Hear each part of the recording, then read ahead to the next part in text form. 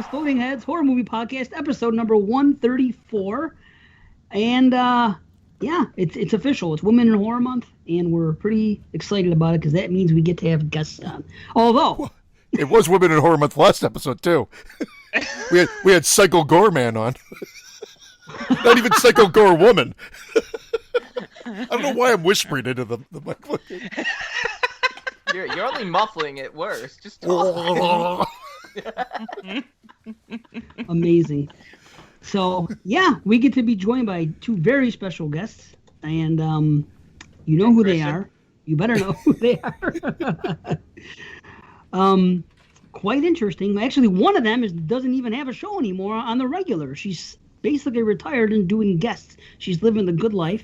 You better know who she is. If not, you better go back and listen to all the stuff that she's done in the past, because it's one of the reasons I'm here today. And it's one of my favorite people, my sis, Jamie Sammons. How are you? You're I'm related? great, guys. Thanks so much for the Yes. invitation. Shut up, Brandon. And I'm looking forward to chatting with you, and also with our other guest. That's very exciting to me. So, Secret guest. I didn't want to give it away because Dave didn't get to do the intro portions. Right, I'm doing official. She knows what's up. Yeah, she's, it's Ladies official. and gentlemen, Levi Etheridge. Levi Etheridge. Oh, don't even. The rage. I want to be calm this show. I shouldn't even be drinking Be coffee. calm. Let's get to this introduction because I feel bad that I've delayed it this long. That's it. Right? Okay. And on the other end of the spectrum, we have a woman who's doing a lot of what Jamie used to do, where she's doing all kinds of shows. She has one main show, for sure, with the fantastic Smoke Show Crawford, and one of my favorite shows, Friday Nightmares, and this is the lovely and talented Heather Powell. Thank you so much, Dave. Now, is this the OnlyFans for Exploding Heads? Because that's what I paid for. So is this my private session? I just want to make sure. Well, actually, we're putting this one out on for everybody to hear. Oh, okay, excellent. Well, that way maybe you'll get more listeners because you got Brandon on here, and that's tough. You probably lost a lot because of him. So, No, thanks people so love much for Brandon. having me. And I already told people they'd have to pay if they wanted to hear me on here. So you guys, Yeah. your membership You did. surge was about to happen. Jamie, it's true. You did right before, because you guys were on. Well, you guys were on two separate episodes, but right before we went and did the Patreon exclusive only. thing. Yeah. That's right. Yeah. Last So- February. Yeah. I That's do have the a- reason why. Exactly. We're gonna make our guests pay to come on here. Watson's broke. I want to know, Jamie, what are you doing with the shows that are on the Horrorphilia feed? Have you already done the transfer over? They're not going to get lost, right? Have you done the transfer? Have you done the Anchor FM thing that I was recommended to do with Exploding Heads, and it was a smooth transition? I'll tell you what I've done. Not a goddamn thing. I knew it. I knew that was going to be the answer too. For some I reason. have them all. Like in my possession. They're not going anywhere. They're not lost, or they won't be lost. But they are nowhere. I don't know. I don't know what I'm going to do. Like I kind of feel sad about that. Well, not kinda. I do feel sad about that. It's been years of content, you know. Well, has Right. Jason hasn't nixed Horrorphilia yet, right? No, It's still up and running. not yet. No, as a Do matter of the fact, he Anchor- just put out a show on his show. He put out his top 20 for the year. So, Right. no, it's You've still got time going. then. You've And got of course, time. it depends on what show, because like Alex has already converted or transferred or moved or fucking, I don't know, the Done Skeleton Crew and Married with Children. So those are listenable, I think. It'll just be the shows that I have produced that are, they're kind of in limbo right now. Well, no, Yeah, do we're- it. And I'm trying not to interrupt, but I wanted to, because JP gave me the very easy directions on what to do. It couldn't be simpler. I probably should have done it with my other show, but I had shut the hell up, Brandon.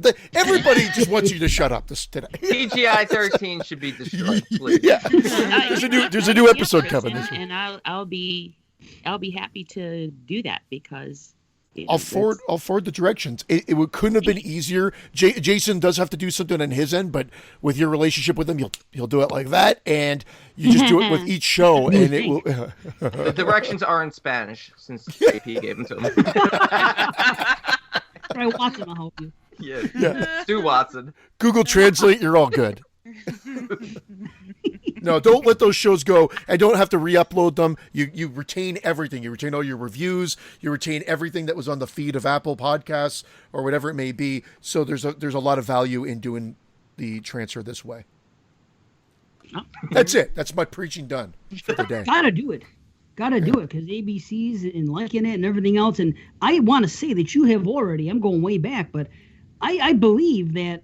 A lot of your and now I want to say it's your first show. To me, it was your first show that you were on that I listened to was Devour the Podcast. Now, I want to say that some of the Devours are gone and never coming back because David, something happened. Didn't something happen with a? They were digested.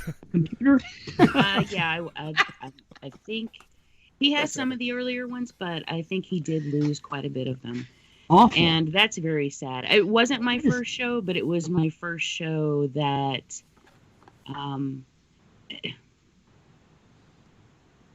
Was on definitely the first show I had on the Horrorphilia Network, and I don't know, and even the ones that do exist, you can't. As far as I know, you can't listen to them anywhere. Really, except for the ones that we did since after they made Legion. Those should still be there, but. The pre-Legion shows, I don't think you can hear those anywhere. Although, the last time I talked to Dave, I feel like he was saying he was going to put them somewhere, like archive them somewhere, so that people could hear them. So they still do exist, because I felt really bad there for a second. No, some are lost, though. Wasn't there a computer issue? Didn't he have an ex-girlfriend leave and he had a some file? Some of them are gone. Like I still believe they're in the basement at the Alamo.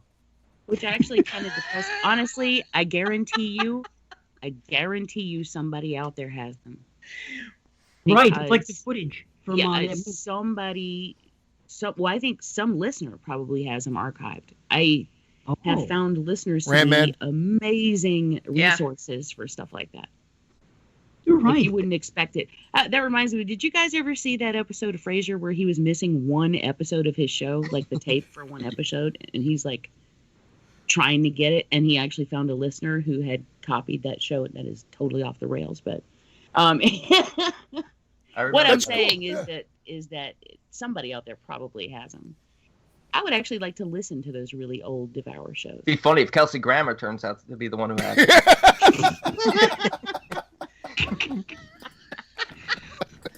New EH horror movie idea. Finding Jamie's lost shows. Yes. Done, Christian. Get that down on paper. It was under this pile of coke. Footage. And Kelsey Grammer's the killer. That's right. Hey, Heather, you're right. That would be the ultimate found footage. It's like, hey, here's some footage. We found it. At the end. Literally. Yeah, right. Dave could have stuff hanging from the ceiling like fly strips. Absolutely. It was over here. I know it. This connects to this fly strip style. Thread. Fuck it. That'd be great. I love it. Oh shit, man. So let me ask you, our guest. Again, we talked about it last year. I don't know if anybody else wants to say anything else about it being the gimmick for the month, but although gimmick is kind of a way to sell it short. I don't mean it that way, but the whole women in horror thing at this point. Do you have any thoughts or anything you'd like to say about it? Because this is your time. If you want to say something about it, I think you should. And if you don't. Personally, I think I'm impressed with how many female directors I'm starting to see. I watched a 2020 anthology the other day called Dark Whispers, and it was all female directors. And I think that's cool. And I didn't know they were female from watching the movie. It wasn't like, I'm like, oh man, it looks like a woman directed this. And I think that's super important, right? That it's the height of the camera. It's the height of the camera. Oh, fuck, Brandon, you're so right. Fuck, why didn't I notice that? And I think that's awesome. I think we're having women more integrated and not seen as, what the fuck is that? What are you Tom Hanks is jumping by to say hi. You're so random. Do you need attention? I'm sorry. I don't know what's wrong with Yeah, them. Brandon, what do you think about women in horror? Yeah. I think behind every great man is an even greater man telling him to avoid all women. Something like that. Something like that. I forgot how the saying goes. Isn't that Dave on every other episode other than this one? With the wrench? Yeah. I thought you were going to say that. Behind every great man is a great wrench. I thought you were going to say that. I kid you not. This is wrenches in horror month. Oh. Yeah. I was walking my dog this morning, Dave, and I thought, oh, thank God I don't have a wrench in my life to just throw things off. I can just get home and do what I got to do. But anyway, I just think it's nice. You'll hear about it. I got a wrench last night, and you're going to hear about it. Good. Anyway, that's my thought. I'm just glad to see women more, integrated, not just on screen but off screen. I think that's awesome, and it provides a different perspective. But I am also looking for more diversity. So I'd like to see more transgender individuals making films and more from the LGBTQ perspective as well. But I think we're getting there. What about you, Jamie? What are you saying? I'm saying if you keep rocking and rolling, making better films, and I can keep rocking and rolling, make her better films. Dave, that was for you. I know that was for me. Put it up and do a karate kick. Awesome. Sorry. No, I agree. I am so glad to see it spreading around and see more of them out there. Back when I used to do Viscera, there were only like the female to male ratio was only like 15% to 85%. And as far as directors go, and that actually seems like a pretty sizable chunk when you think about how many directors are out there. But it really was. I mean, it really wasn't. And it's not that they weren't out there; they just weren't getting stuff made. They weren't. People weren't paying attention to them because, like in the early days, women had one role in horror, and so they had to kind of claw their way up. But it's working. There are some really incredible women filmmakers out there, and sometimes I know what you mean about how you're if you can or can't tell. I like when I can't tell, but then at the same time you'll have a film that you're watching and you're like, oh, I know a woman made that movie, and then it like a woman did, and I love that feeling though because it feels like they injected something personal into it, and it's not a bad thing that I can tell. Sometimes it is, like with you mentioned the new anthology, but then there's the not Triple X. Oh boy, that's a whole other women in horror. Yeah. The XX anthology, which I am not a fan of, on the whole. I feel like that one was kind of a misstep, but I am curious to see the one that you've mentioned because I haven't watched it. So. Yeah, I think you might dig it. Some good stories are in it. Well, let's not go crazy. You guys watched a lot. Are you trying to outdo yourself from last year, Heather? Are you trying to watch like 250 movies? So like Scott and I were like, all right, Dave's right. We need to be more selective. We're going to do that. Fucking 34 2021 watches later on February 7th. We recorded yesterday and we talked about 16 fucking films, and it's all because of Mark Nato. We're on Mark Nato's Plex, and I'm telling you, it's like Coke. Once you hit it once, you can't stop. And it's just watching movie after movie, though I can say I've seen some very good ones, and I've seen some bad ones that I had to shut off. It was just atrocious. But I did enjoy I like anthologies though, Jamie, just to back to that. I really enjoy them. I'm not sure if you saw Immortal last year. Had Tony Todd in it. It's a very different type of anthology. It's more realistic stories. It's quite good. Brandon, did you see that? Yes, I did. Did you like it? I did. Let's not forget I had more numbers than you and Scott. Yes, I know. I know. You won. I know, Brandon. You're the best. I know. Yeah. How's that for cute numbers? So in passing, Dave, did you ever hear this story? So Brandon and I were talking on the phone, and he said something about how many 2020s he had watched. I said, oh, those numbers are cute. Just to tease him. Right. I didn't think it would stay with him for 6 fucking months. That was it. I'm the guy that holds the grudge, right? She called my numbers cute, and I'm like, that's it. I was at like 30 watches. She was at like 110. I'm like, He that's was it. like, I'm "It's on, passing you bitch. now. Just you wait and see come fucking December 31st. Here's what I can't understand about Brandon. He watches so many movies, right? But all the time we're talking in chat, he never wants to watch a movie. His goal, maybe that's why he wants to pad the numbers. Now, I think I've figured it out, because he never wants to watch 2-hour movies. He's always like, I don't want, that movie's too fucking long. I want to watch the hour and 20-minute movie. He always talks about, I want to watch all the short movies. He always has these caveats. Now I figured it out. If he watches 2 short ones. Dave's talking about somebody having caveats. Hey, but I'm up front. I'll tell you what I have, man, and I'll tell you the reasons for it. And speaking of Mark Nato, I listened to his show, the Best of 2020, and all the movies he watched 1,000 compared to my 100. Now, not exactly in either of those numbers, but you get the point. At the end of the day, I'm listening to his top 20, and I know all the movies that made his top 20, and I saw them all. So for all the extra work that he did watching all those movies, bottom line is, if I missed nothing great, apparently. Sucker. God bless him. God bless him, but that's the truth. I end up missing nothing great because I What a watched the mark. same movies. Right, Dave? What a mark.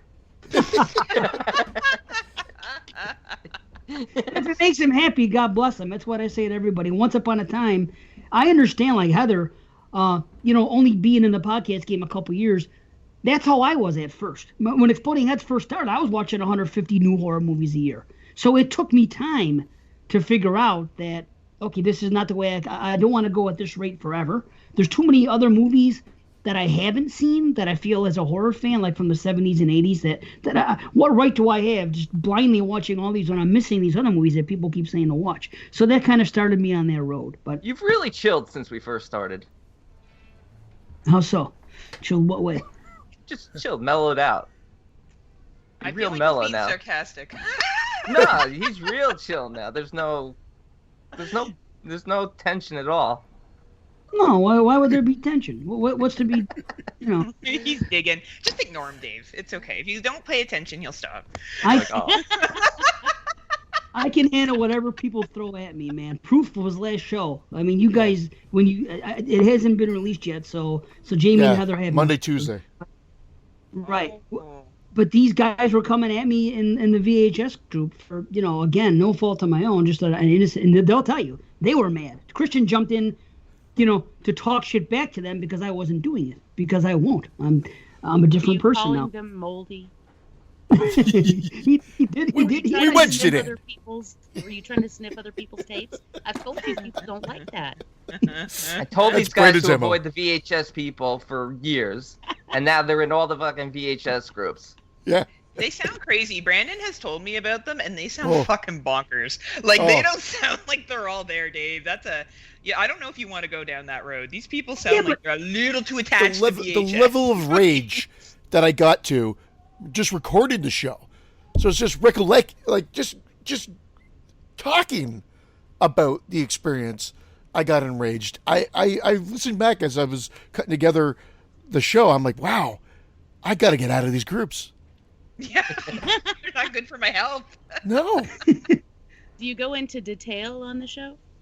Oh, yeah. Oh, sweet. Dave Oh, dissects every freaking message that was made. Oh, yay! So it goes. Yeah, we see, talk it's about it fun. for Thank at you. least a half He an knows hour. how to keep me entertained. Yeah, it does. Yeah, see, I'm with you. That entertains me too because they're funny, and it's only 10% of them though. That's the problem. Most of the people in that group are. Here's the funny thing. See, I listened to our not obviously I couldn't listen to the one we just did, but the show that we just put out before the Suspiria show. I listened to it a couple days ago because I always listen right before we record because then it remind me of things I wanted to catch up on. So now I listened, and it's funny because you and I were both talking about what a friendly group they were in the VHS group, and the people there. And Christian says, I agree. It was all positive.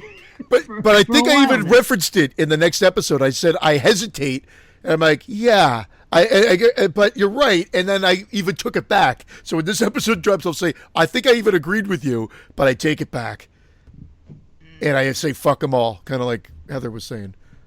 Fuck 'em horror all! groups in general. I find there's some cray people in horror groups that will someone will make a post about a movie and then people lose their fucking mind over arguing about films, and I'm like, oh man, this looks exhausting. I'm tired now. Yeah. I just read this shit. I love when Brandon just puts out the bait. Just drops something. And chat groups are the best watching Brandon. He was in Fresh Cuts chat the other day, and he said something about a flat tire, and then for 20 minutes, all they talked about was flat tires. And I was in bed watching movies. Teflon B. Yeah. Teflon B.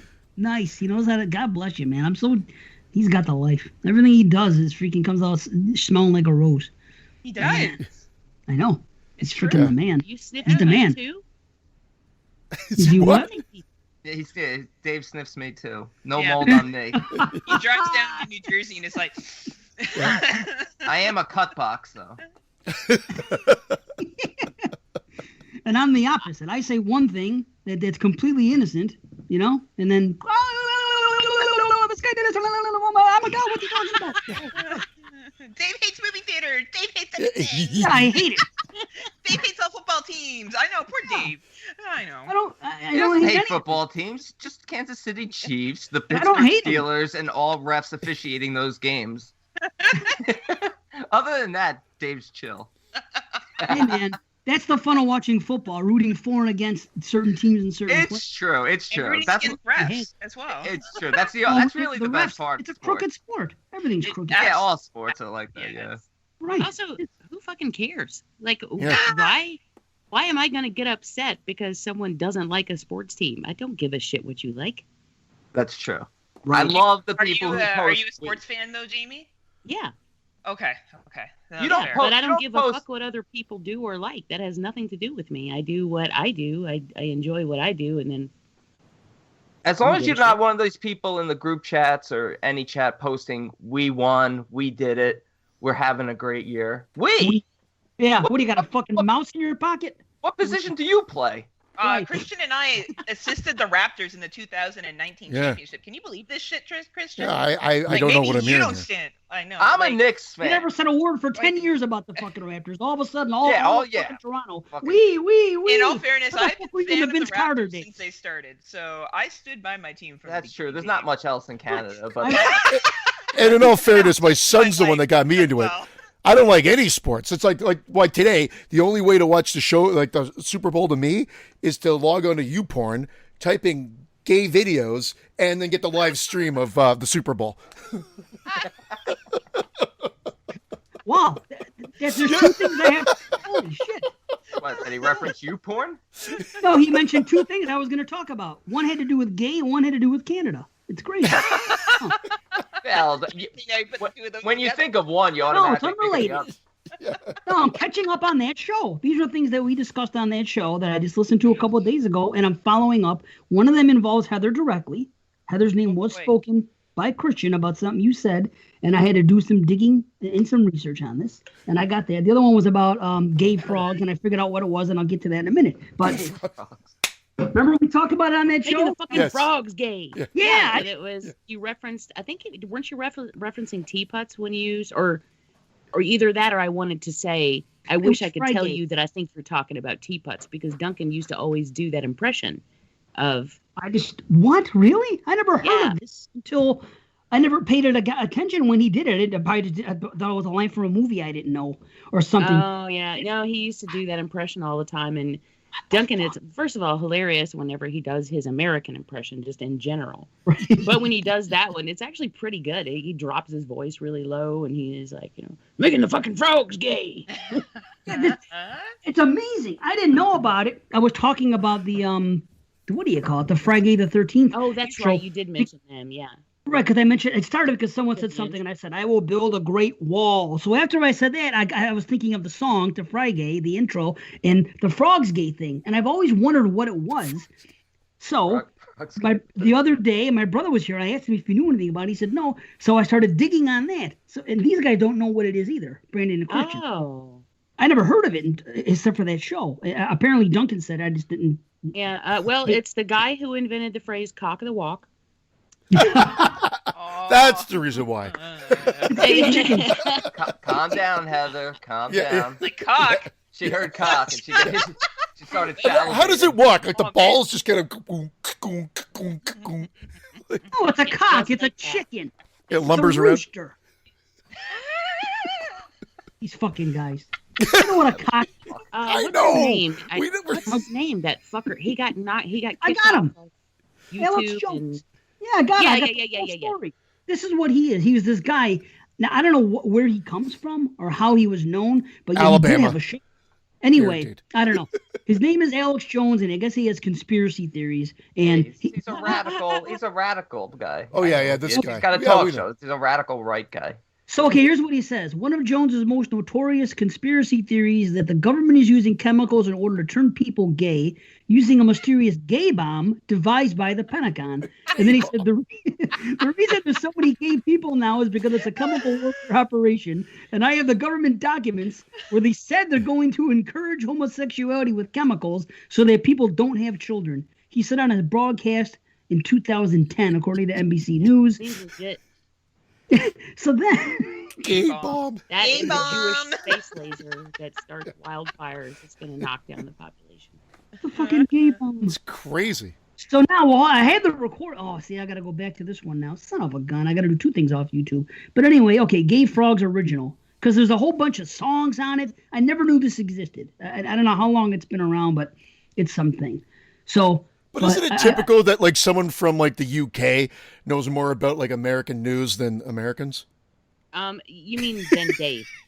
I'm fully aware of who Alex Jones is and Damn what's it, going on. Jamie! Why did you have to be like, with these two? It's a Hey, guarantee. I know who Alex Jones is. Dave thought he was a patron or something. I never heard of it.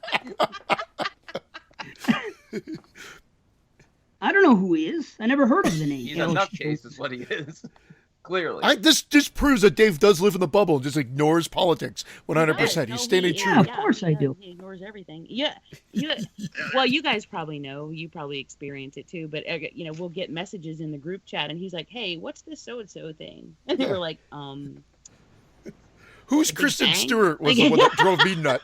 Who's Kristen Stewart? Now he knows who she is because he's seen her in a couple of movies, but he had no clue who Kristen Stewart was.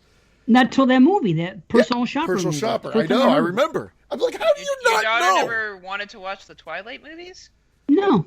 Are you kidding going me? to- are My you going to now daughter? for 20 Twilight? shots? True. She does like a lot of gore. She's a gorehound now. That's all she wants to watch. I watched Lords of Chaos. I was 30 minutes into Lords of Chaos the other day, and the stuff was so realistic, gory, the stuff that bothers me. I know she's the same way that I stopped the movie after a half an hour and told her, you got to come watch this movie with me. And I started it over and watched the whole thing with her. And You're she like, loved this is it. so fucked up. I gotta get Frankie. Yeah. Because she's like me. Because it resonates. I'm like, that Hey, real Frankie, gore what's and this ISIS stuff. video? Oh my God. Oh. See, that's the difference. When I was her age, I wanted to see the real life gore. She does too. At this age, I can't see anything real, and she knows that. But anyway, this is what the guy said. It's only 30 seconds. So this is the Frogs Gay thing. It's funny. Is the gay bomb. Look it up for yourself. I mean, this is what what do you think tap water is? It's a gay bomb, baby. And I'm not saying people didn't naturally have homosexual feelings. I'm not even getting into it. Quite frankly, I mean, give me a break. You think I'm like, shocked by it, so I'm up here bashing it because I don't like gay people? I don't like them putting chemicals in the water that turn the friggin' frogs gay. Do you understand that? Serious crap. I'm sick of being social engineered. It's not funny. Oh, this guy has a voice and he's got a following. It drives me crazy. You guys But I should agree have with on him. the show. I agree with that. We should have him on the show. Yeah. but he's No, right. wasn't he fired? He was fired, I think. He, I guess he got in trouble. I don't even know what he's doing these days. He kind of fell off the radar. Yeah, for He had me. a fall from grace. He was banned from restaurants. There was Even videos. from restaurants. There were Why, they're videos like- of him being thrown out of restaurants and stuff. Yeah. Gotta get some of that non-gay water. He's gonna have to be rocking back and forth in the corner with the pillow guy. He's not gonna have anybody else to talk to. He ate some gay frog legs. Yeah, that's it. Is that what you said? Yeah, I go, No. what did he eat frog legs, I said, when he was Oh. thrown out of the restaurant. That's what I thought, I don't eat these legs. I wish there was a gay bomb. I'd fucking drink it in a damn heartbeat, man. I would have drank it years ago. I wish I such would a have thing drank it in a heartbeat. No question about it. You would have given me the choice Irene fucking is 20 back years now. ago. Fuck you. Wow. Obsession for Not because men. Just in general. Just 20 years ago, here, Dave, drink this, and you will be gay from this moment forward, and you will never desire women again. Thank you. Heartbeat. This is gonna be You a should let Ram Vince know, Yeah. quote. Christian. I think they're going to start the show with that piece. No, it'll be a Ram quote in about 2 years. It'll pop up. Yeah, It has nothing to do with women. It has nothing to do with no. It has nothing to do with that. I just think that they have a better life. They have the most sex. Yeah, I hear what Dave's saying. They bang more. They, Like you know how yeah, men they are. bang all the time. Think about it. That's what I always said. I picture the gay society as A me human going centipede? into a gas station. Maybe I go into the gas station, I pump gas. I see a guy next to me that happens to be gay. Hey, want to fuck? Yeah. You can't do that with women. So if you're a gay man, I guarantee they get the most sex. And if they really get mad at each other, they can fucking throw down and it's not abuse. So fucking, I bet they do. I bet they fucking punch each other if they get mad, like two men do, like brothers that fight. Women and men can't do that. Well, men certainly can't do it to women. But I I'm picture just them saying. speed bagging each other's nuts. That's what I would do.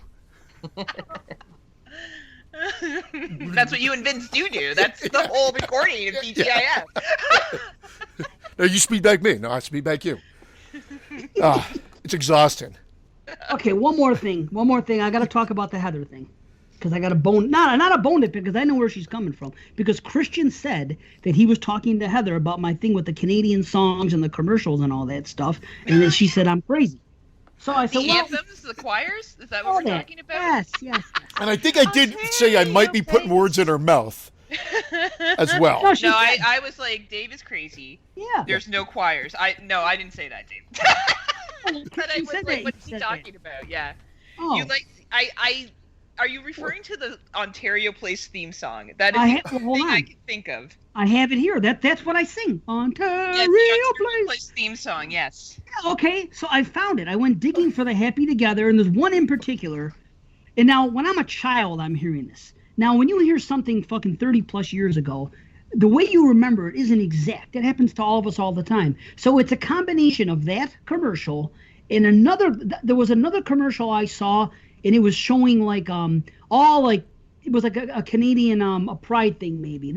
All I know is that at one point in the commercial there was a slow motion Niagara Falls going, and they were showing all these beautiful things. Yes, majestic. there was a Tourism Okay. for Ontario commercial, Oh, yes. So you know what that is? I didn't know a even lot of Canadian culture. So, Okay, well, yeah, in that commercial, there was a choir. They were going, yes, oh. there was a choir. Oh, Christian my and I are God. part of that thank you. choir. We practice every Saturday, right, Christian? Yes. It's been hard during COVID. We have to do it over Zoom, but we I make have to it work. speed bag the guy's balls just so you can Well, from the diaphragm. The combination of that commercial with the That'll look- choir in it and this Ontario Place commercial brought me to that. So, Are you gonna play the Ontario Place commercial? yeah, I found it. It yes. takes me back because Ontario Place is closed now. It's shut down. Oh, Just Aw. Budweiser stage is there, also known as the Molson Amphitheater. gee. Molson Amphitheater. Take Yeah. it easy. That sounds strong. It is strong. Okay, this is the one. It's 3 down. Okay, wait a minute here. This is Ontario Place. Man, we need a soundboard. Together, 1987. Hold on. Aww. Let's see here. This better be the one. It's about water. Hold on. Oh, tap to unmute. I Come hate to that. Ontario Place and drink the gay water. Why would you? The gay Cinesphere. Ontario Place. We'll come in your face. Here's a Your question. kids It to was either Ontario Louis Place, Armstrong Christian, or or was Fat it too Albert. shitty by the time you got with the kids rolling up? One time, my daughter was too young. My oldest daughter was too young to start doing to get the climbing things that looked Oh, you mean amazing. the epic fucking playground? Yeah, that I Like wanted to go shit to, when I was a kid. and then it It was closed. I know. Anyway. Now it's like abandoned and sad, but Dave, do you have the Before. song? I want to hear the song because I want to have the memories. come back Sometime to this me. year would be nice. Yeah. Okay. Let me ask you guys a question. Why would you go to a commercial? Or why would you go to a video someplace, right? Like you're searching online, you come across a video and you press play, and then you go there and you have to tap a button to unmute. Why the fuck would anybody want to watch a video muted? Well, maybe if it was like porn and you didn't want anyone to know you were watching it. Yes. Hey, on that note, doesn't it just boil you that on every other video you got to crank your computer up to like full blast to even hear it? But on porn, you have your video up to one notch. Oh, it's like, oh! I'm like, No, what the I still put it up to full blast. I want to hear her struggle with that cock in her mouth. I want to see that mascara running. Oh, man. Dave's like, yep, that's what I like too. Dave's like, that's a good porn right there. I do like mascara running. I could care less about what's in her mouth. But something about the It's mascara. mascara. Whatever is down commercials? and dirty and disgusting is what I like. Mascara down, dirty, and disgusting. It's the 3Ds. That's what I gay like. frog porn. We're desensitized at this Remember point. Yeah. that you're talking about choir. Do you remember that Stetson commercial? Or you guys might too. It was from the late 80s, maybe, or maybe even mid to late 80s. But it was a guy and it was a man and a woman riding on a horse through Central Park in the snow. And the song's like, easy for you. Oh, yeah. Easy for you. Oh man, Jamie has a nice voice. That's So nice. one time I was with a guy. The one time. And I just yes.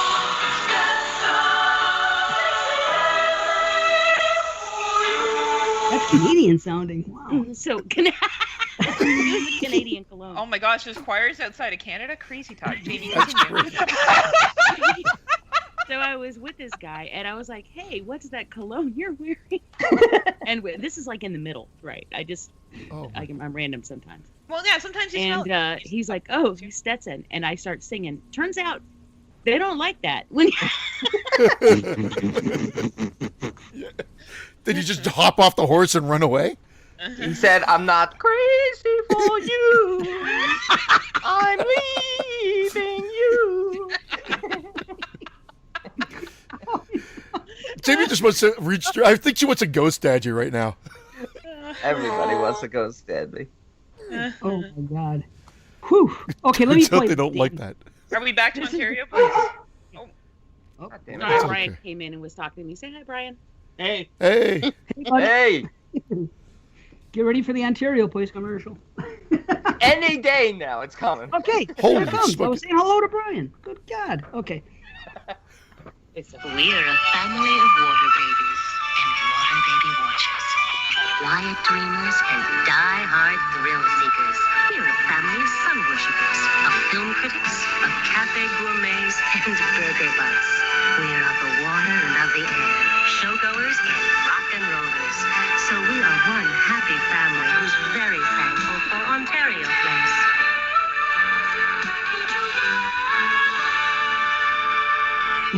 That was Okay. beautiful, Dave. Thank you. that was innocence coming on my eye. Remember Oh, my childhood dude. before my parents died. I'm just kidding. My parents are alive. Those 80s commercials are great. So I got to take it back. But here it is. That commercial combined with the other commercial I was talking about before, the Niagara Falls slow motion and the choir, okay? That one, as a child, I wasn't used to seeing commercials like that with that type of singing and that type of thing. So that always stuck with me about Canada. How come Canada has commercials like this? So that for 30 years, I've carried that with me, the Canadian choir thing. That's just something I thought about. The shit From that Canada. you've like latched 30 on to. years. Yeah. 30 years he's been carrying this. Well, I just think They must about it. all sing. that's fair. He lives Good pretty day to you, good day to you. That's just Canadians. Like we just Yeah. sing everything that we do. When Christian and I got together, it was a musical actually for about an hour. We sung about the statutory rape that we were going to do later that week. We were Oh. really excited. For a statutory holiday, of course. Yeah, that Oh, was. that's right. Thank Yes. you. Now I remember. Okay, yeah, the statutory You're like, holiday. thought we were talking about something really offensive. No, it's a I statutory. didn't know. And I take it for granted that we call them a certain thing here that you guys don't, because you just call them holidays. They're called stat holidays, statutory holidays here.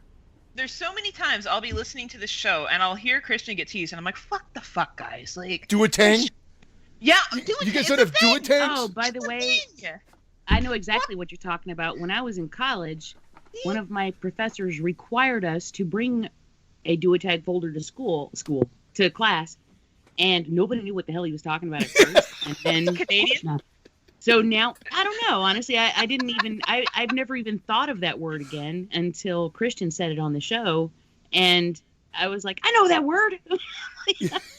I still think of the RZA every time you say that. Me too, buddy. Every time. Putting up the D instead of the W. in the 36 chambers. Amazing. Kristen So Canada, Grant, I was wrong. I admit that I was wrong, but because of those commercials, I held on to it all those years thinking the sums up. Now, of course, they do it in Black Christmas too, when those kids are singing the commercials. The kids again. The kids. When they're doing the thing, it does sound weird. You know what it sounds like? They're singing Christmas carols. But they're not singing it like kids. They're singing it like a choir. Because they're part of a choir. Because they're a kids choir, Dave. That's why. But with an English accent, like from the UK. You know what they sound like? I can compare it to like, when Pink Floyd The Wall, when the kids start singing "Way Down, Need Now," and they have that fucking education. That's because that's where they're from. I get that. That's what I'm trying to say. But the kids in Canada are not from the UK. Well, we are. We're all descendants of Britain and France. And Y'all sound like a bunch of gay frogs. We do have UK people that live in Canada. Well, we do here. I promise, Dave, we do. But that's all I'm saying. Apart from that, it's very common. It's very common for people who are doing voice training to. I mean, you stretch it out, because otherwise, if you're gonna say like "Hark the herald angels sing," not like "Hark the herald angels sing," So you want to elongate the words and do sort of a British type thing. Yeah.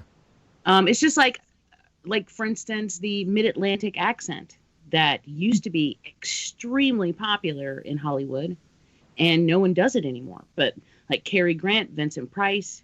They all adopted what is called the Mid-Atlantic accent. And it was... What the devil do you mean? It was because it made you sound posh. It made you sound like an aristocrat versus, your dumpy, usual like American accent. Your dumpy, usual. Yeah, like distinguished. Like peeps from New York and Jersey. Yeah, Christian, that was not the right impression. Dummies like us. In Boston. Or macacos. That was not the impression. Do the impression again. You're Mid-Atlantic. Do it. Oh my God. What the devil does that mean? Yeah, that sounds more Mid-Atlantic Ocean. That's all you wanted me to do. Say it so you can get that fucking joke, and that's it. I love it. So anyway, I take it back. It was one of those childhood memories. Yeah. Well, I want to come clear about it, because there has to be a reason. I don't think I was imagining it. No, it was a choir commercial, and it was a beautiful commercial. Thank you for taking me down memory lane, Dave. I loved Ontario Place. Oh, I loved it. I was going there when I was a kid. My parents took me there all the time. Oh, it's great. Remember the original commercial from the 70s? It sounded like a I wasn't alive then, but I'm sure I could watch it on YouTube. I was born in 1983. You can find everything there. The one from the 70s? Hold on. Give me 1 second. Listen to this. All right, here we go. This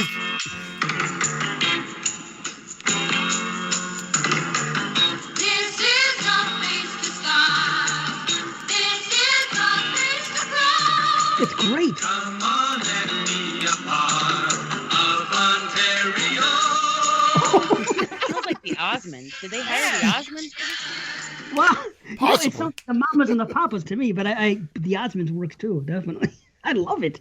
Dave was just on the other side of Buffalo going, I just want to go across to Ontario Place. It was an hour away, an hour and a half away from him, and he never went. Could you see the lights? Could you see the lights from outside your house? The great big lights of Ontario Place. Fuck Disney World. He wanted Ontario Place. He wanted Ontario Place. I'm going to Ontario Place, Ma. I gotta make something of my life, Ma. And then you go, and you're like, wow, this is a fucking shithole. But when you're a kid, you don't know. And You it's just in see your the bachelor water. adult. It's just the time. It doesn't matter. The 70s and the 80s were just a very happy time. The commercials showed it. Everything was joyful, and it was just, I love those commercials. I mean, I watch them all the time for the 80s commercials. It was just, I live my life like it's the 80s. I try to have that mind state. That's what my Maybe you could do basement is a everything. bonus show of that. Instead of Ontario Place, Dave, did your parents take you to Martin Fantasy Island or Darien Lake? And they were like, fucking settle, kid. This is what you got. We're not going to Ontario Place. I like Fantasy we went Island. to I've been to fucking- Fantasy. we went to Wonderland when it opened. Though we went to Disney. We went everywhere.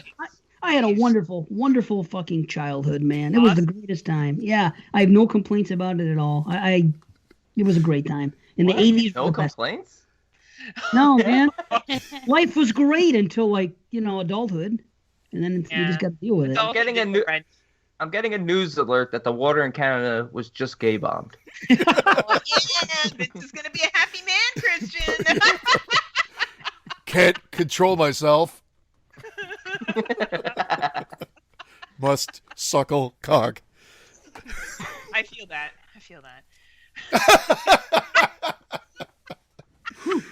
That's crazy. Just don't sing, or at least 80s Stetson commercials. Oh, I It love does it. nothing for the mood. No. Good tip.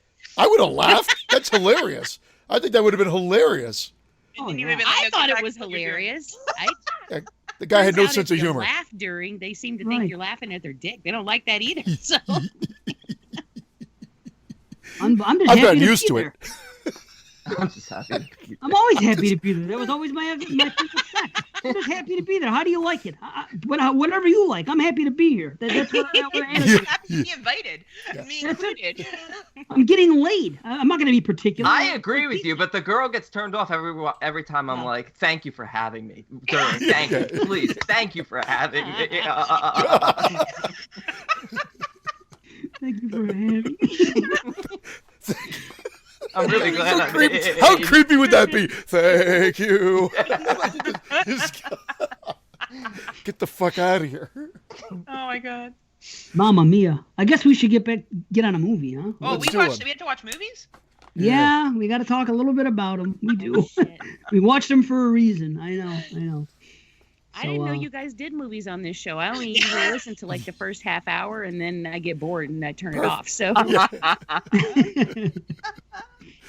As long as we have your $3, we're happy.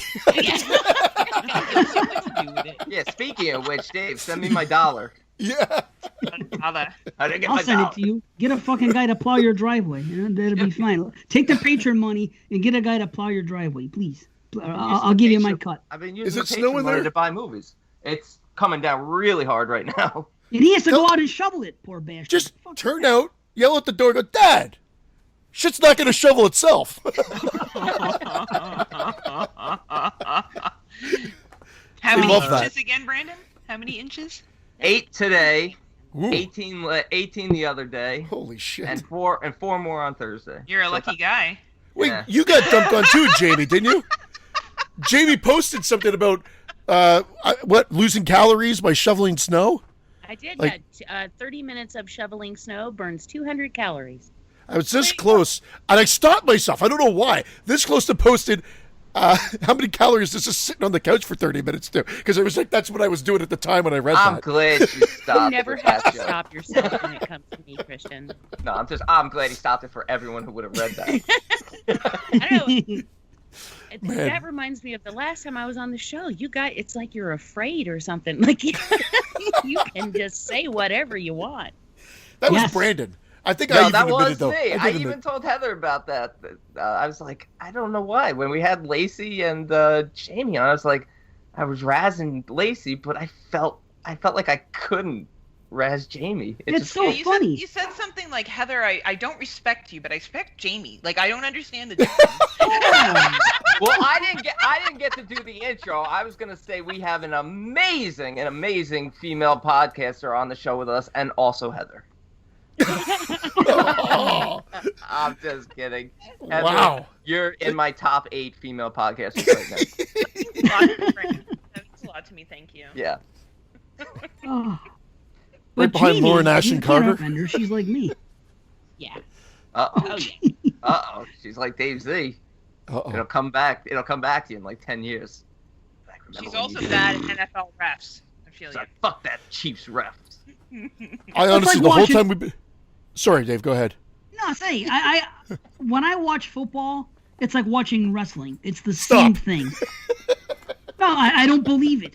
I know that it's bullshit. That's how I feel. Football's just as fucking fake. It should not as fake, but it's just as fixed as watching wrestling. That's how I view it. It's just entertainment. So there's heels and there's baby faces and there's certain things that I like and certain things I don't. It's the same thing. I don't take football as seriously as I did because I consider a lot of it'll work. That's all. So I don't get that. I don't disagree with it. Yeah. I don't disagree with it, especially with the Chiefs being, basically the face of football now. So they're gonna get more calls because Mahomes is sort of the new Brady. He's 25. He's gonna be the face of the league for the next decade. That's how it is. Right. Yeah. We know this. That's everything's. I a get it. business. I get Yeah. it. So anyway, we gotta get onto these movies. We could sit Yeah. here all day and shit. I got tons more stuff. I got emails and shit. I got fucking Red State it is. Red State it is. You're right. No, you're right. It's, all kidding aside, we got to get on this damn movie. All right, let's do Red State from 2011, written and directed by Kevin Smith. Set in Middle America, a group of teens receive an online invitation for sex, though they soon encounter fundamentalists with a much more sinister agenda.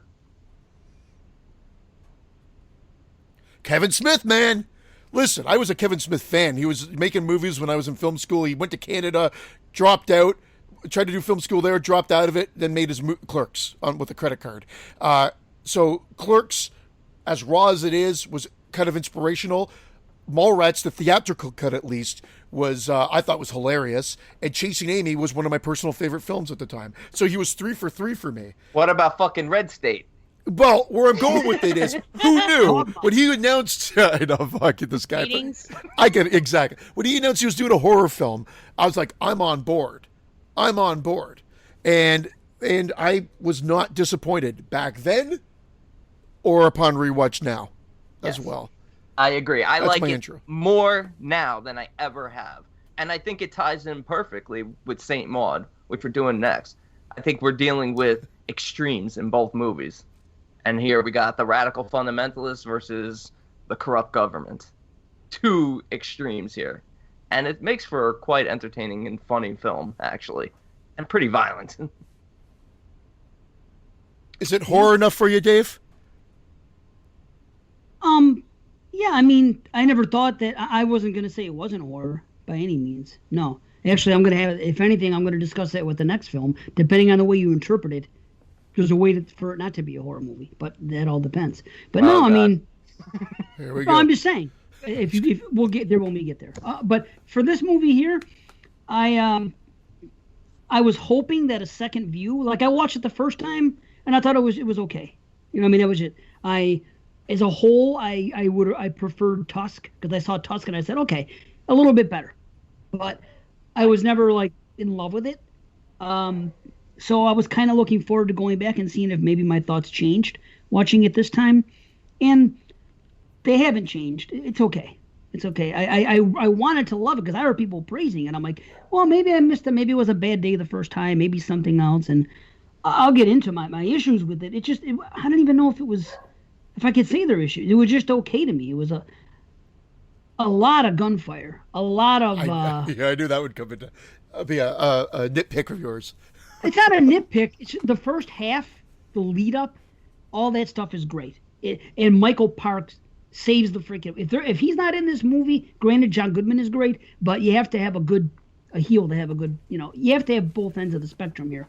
If you take him out of the movie, and you just have like some random guy in this role, I don't even know how.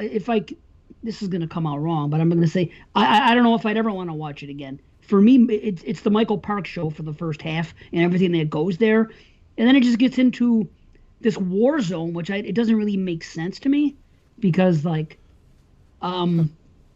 all this fighting is going. There's first of all, in the beginning of the movie, these people are protesting at this church, right, or whatever they're protesting. I don't know if it was a church, whatever it was. They had the protest about the gay kid that died, whatever was going on.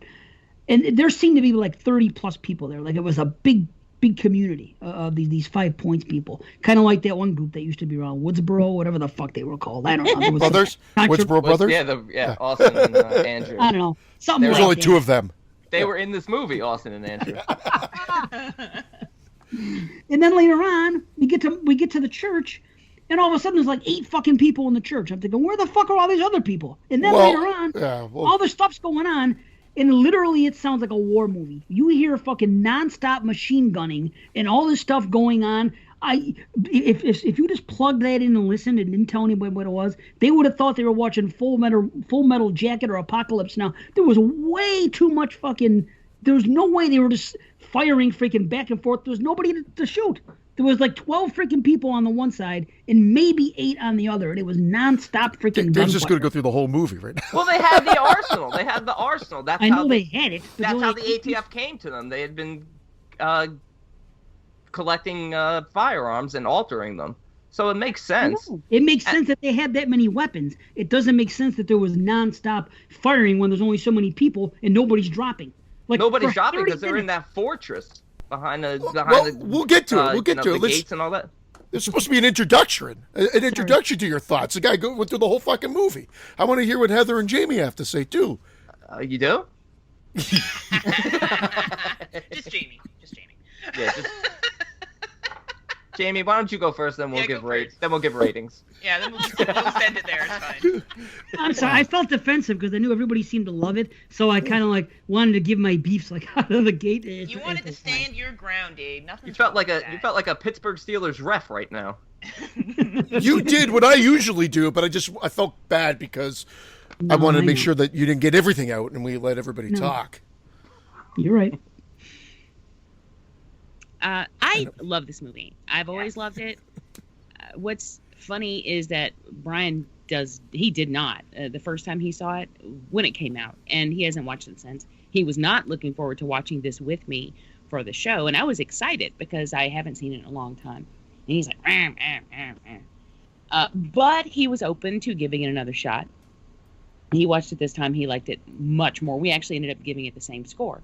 So I only had one issue, and we can get to it when we get more specific. There's one issue with the film, and it's not even really an issue. It's just something that I think would have made it even better. But I like it. I like the fact that he's taken a little bit of Waco and a little bit of Westboro and kind of putting them in the blender together. And I also like the fact that he even mentions Westboro. Like when John Goodman's on the phone, he's like, no, you're thinking about, the Westboro people. These are different people. And I'm like, oh, how about that? I mean, clearly he was inspired by them, but he also took the time to make, those people do exist in this universe, and the people that are in the film are worse than them. And I don't know. I thought that was pretty cool. But yeah, I really like it. I have a feeling Heather didn't, but I just want to. Am I wrong, Heather? Oh, I liked it. I enjoyed it. I thought that it took a really good view of cultists. Like, this wasn't Christian fundamentalists. This was a fucking cult. And I did enjoy the setup that happened at the teacher at the beginning, especially when she was like, even the neo-Nazis thinks this guy is fucking crazy. I really enjoyed that, like, free storytelling to it. And the teen boys were quite likable. And I felt like their dialogue was pretty accurate to teen boys being asked a fucking older woman. And the sermon was really powerful. The sermon that he did, I agree with you, Dave. He carried the movie. Man. Like, he was a very, very strong actor. It was very, like, gunfire, shoot 'em up, style towards the ending. But overall, I thought it was an exceptional example of a cult movie and the dangers of taking a faith and taking it so literally and using it to cause harm. Like the scene, we give spoilers, I guess. I know Dave. Yeah, the old one. Yeah, right? Yeah. Where they wrap up the gentleman that's homosexual in the wrap and then shoot him in the head. I was like, fuck, that's brutal. Like, that's just fucking cruel. And I enjoyed the set of that, and I was shocked that it was made by Kevin Smith. I didn't know. Scott had to tell me. I watched the movie, and then I was like, I saw Red States. What do you think? He's like, it's pretty good for Kevin Smith. I'm like, you mean Clerks? Clerks motherfucker made this shit? That's it. And that made it's pretty good for Kevin Smith. Well, people I- hating Well, on no, Kevin because Smith. Kevin Smith's No, not a great it's just director. I've only seen his comedy. Typ- I've only seen his comedy films. I had no idea that he did. Like, I haven't seen Tusk, and Brandon knows I have a reason why I don't want to see Tusk. It kind of fucks me up a little bit. 'Cause I am the walrus. I know. Oh my god, it's like my nightmare being stuck in a walrus costume in a zoo. But yeah, I enjoyed it. But it wasn't what I expected it to Christian. be. I feel like it was one movie for the first little bit, and then it became almost like an action flick at the end, which is Right. fine.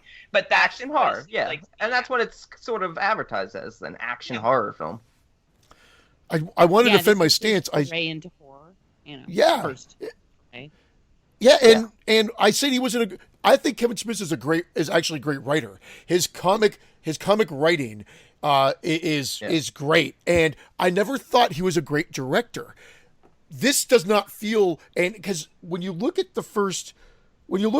again going back to Clerks, Mallrats, Chasing Amy, and Dogma, and maybe even to Jane Silent Bob. There's a certain thumbprint he's got. Like, it's a Kevin Smith film, but I'm not necessarily thinking that they're well-directed movies. I like the scripts and the interplay there. This, I thought he was totally different from anything he did, and I'd say this is his best directed film. And maybe people take issue with that because of some pacing situations that may throw people off, like when it is that the pastor talking, Michael Parks, is that his name? Yeah. Yes.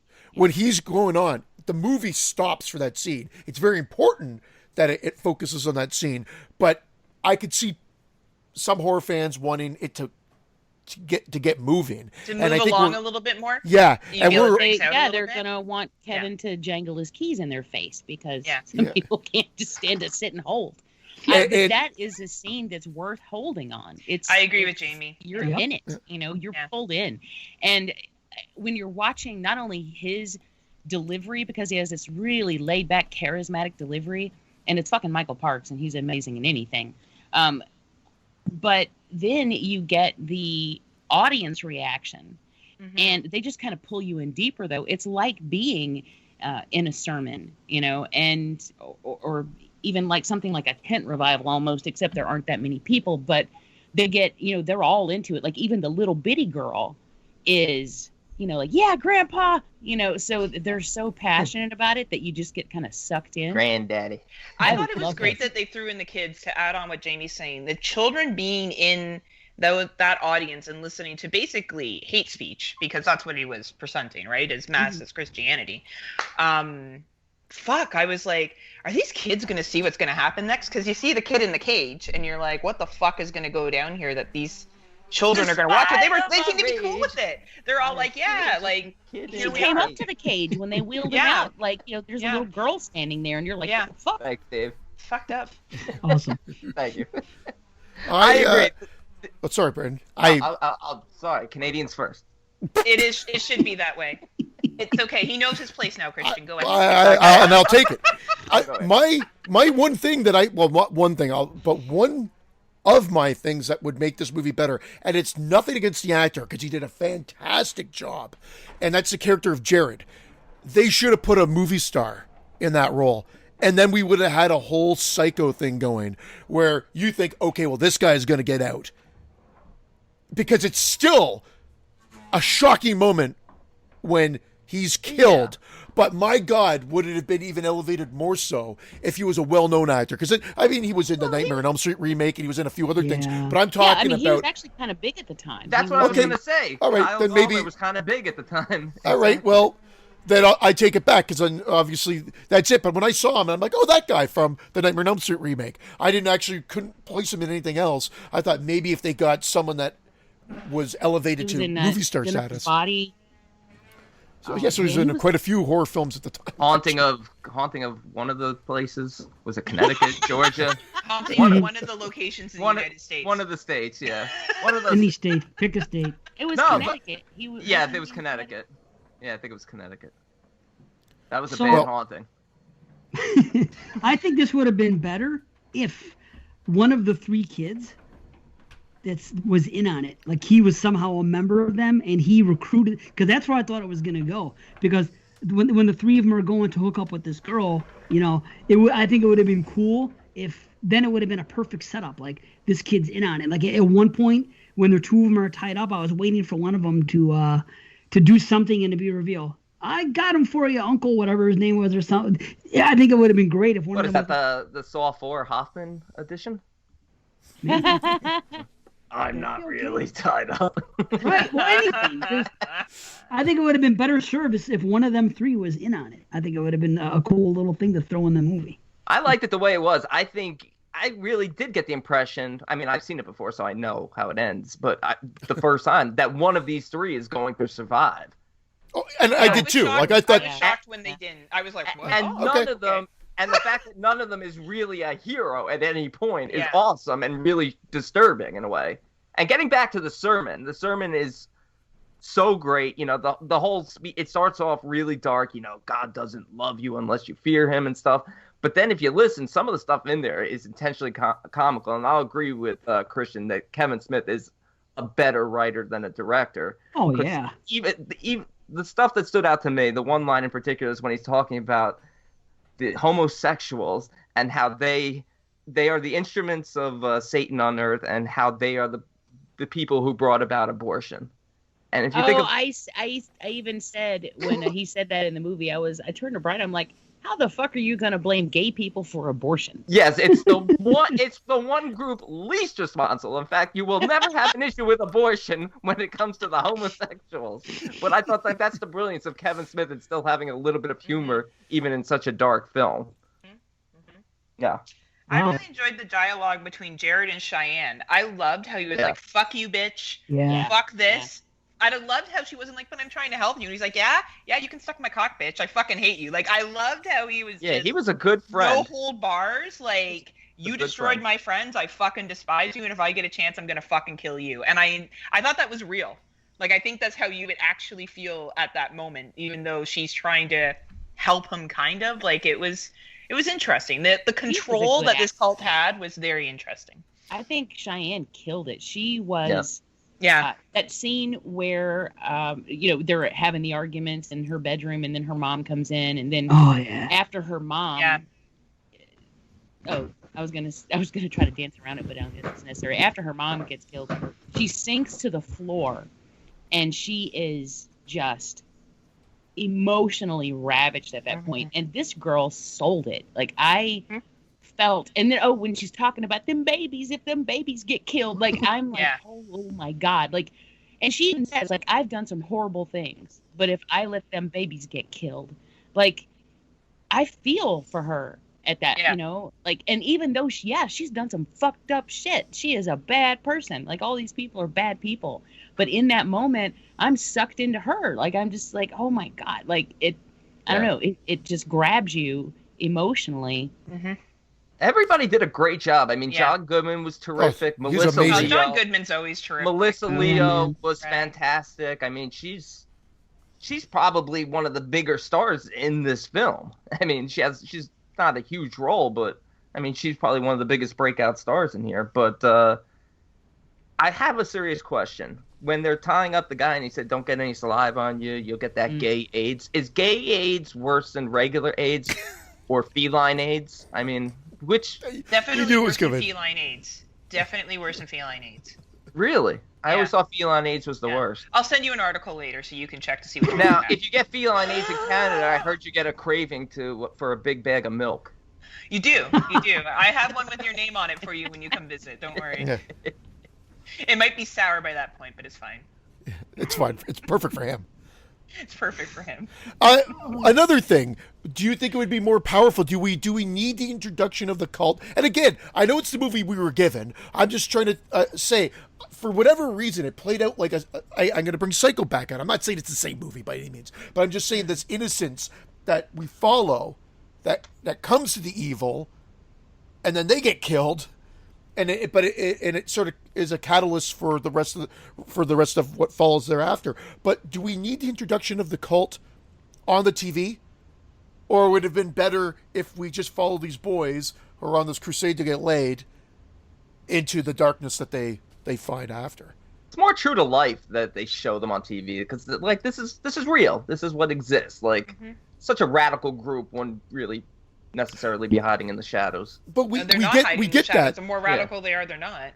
But we get that with John Goodman's explanation, which is another great... See, where I was going with it is I don't have problems with the pacing here. I feel like some horror fans might, because he lingers on that speech. He lingers on John Goodman, and that scene's another great scene. That scene's, I think, 3+ minutes long, which is... When he's in the kitchen? Yeah, abnormal. And you're feeling antsy because you see the wife there. They're trying to have a nice breakfast together, and he's just talking on the phone.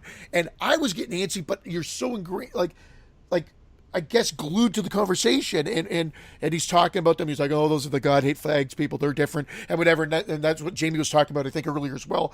But you're following him, and he comes down and sits, and we just stay on them that whole conversation. And I think that's great because you really get to know his character there. And at where are we at this point? Like the 45 minute mark in the movie, and we're introduced to John Goodman's character. I think at the 40-minute mark when he wakes up in bed. And it shifts, and the whole movie kind of shifts, and now we're on this crusade.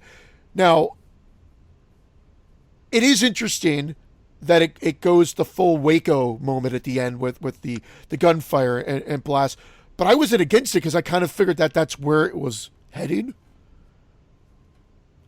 Even upon first watch. Not only that, the way they explain it, the way he's on the call with his higher ups, and they talk about how there's no media outlets within an hour of their location, how they're just going to treat this as a domestic terrorist thing, and they lie about some local bombings at a mall, just basically giving excuses, free excuses for them to kill everyone, including the kids. And you have that one agent who's like opposed to it, and then he's the one who ultimately, has that real shocking moment where he kills Cheyenne and Jared, and it's crazy. Well, I have 2 comments, and I think 2 questions that maybe this will help. The first comment is this: I mentioned it earlier that I got wrenched at one point, and it may have affected my able to process this movie. What happened was, it was on Plex. It was on Christian's Plex. You can't find this freaking movie anywhere. Streaming and to order it, I wouldn't have time. It's expensive too to get the Blu-ray or the DVD. Either way, there was no subtitles, which sometimes can be a problem. So I'm watching this movie, and my wife decides, maybe like once a month she has these conference calls with 2 of her cousins that she's close to. So she decides that was going to be the time. It just so happened to be. But I'm watching this movie without subtitles. So all of a sudden she starts walking around the kitchen and the house, and she's conference calling with her 2 cousins, and she's on speakerphone. Now, they're loud over the speakerphone, and she's loud when she talks to them. So basically, everything that goes on, I had the conversation. When John Goodman was talking on the phone in the kitchen, I didn't hear one word. I didn't know what was going on. I missed out on maybe some, serious plot points here, to the fact that by the time he got there, I understand the cop got shot. The first cop, Badger from Breaking Bad or whatever the hell, right? So I understand he got shot. Was that the reason that the ATF showed up, because they were avenging that cop getting shot? Or no, because Stephen Root, who played the sheriff, saw the poster about the ATF looking for missing guns, and in connection with the 5 Points Church. So he calls them.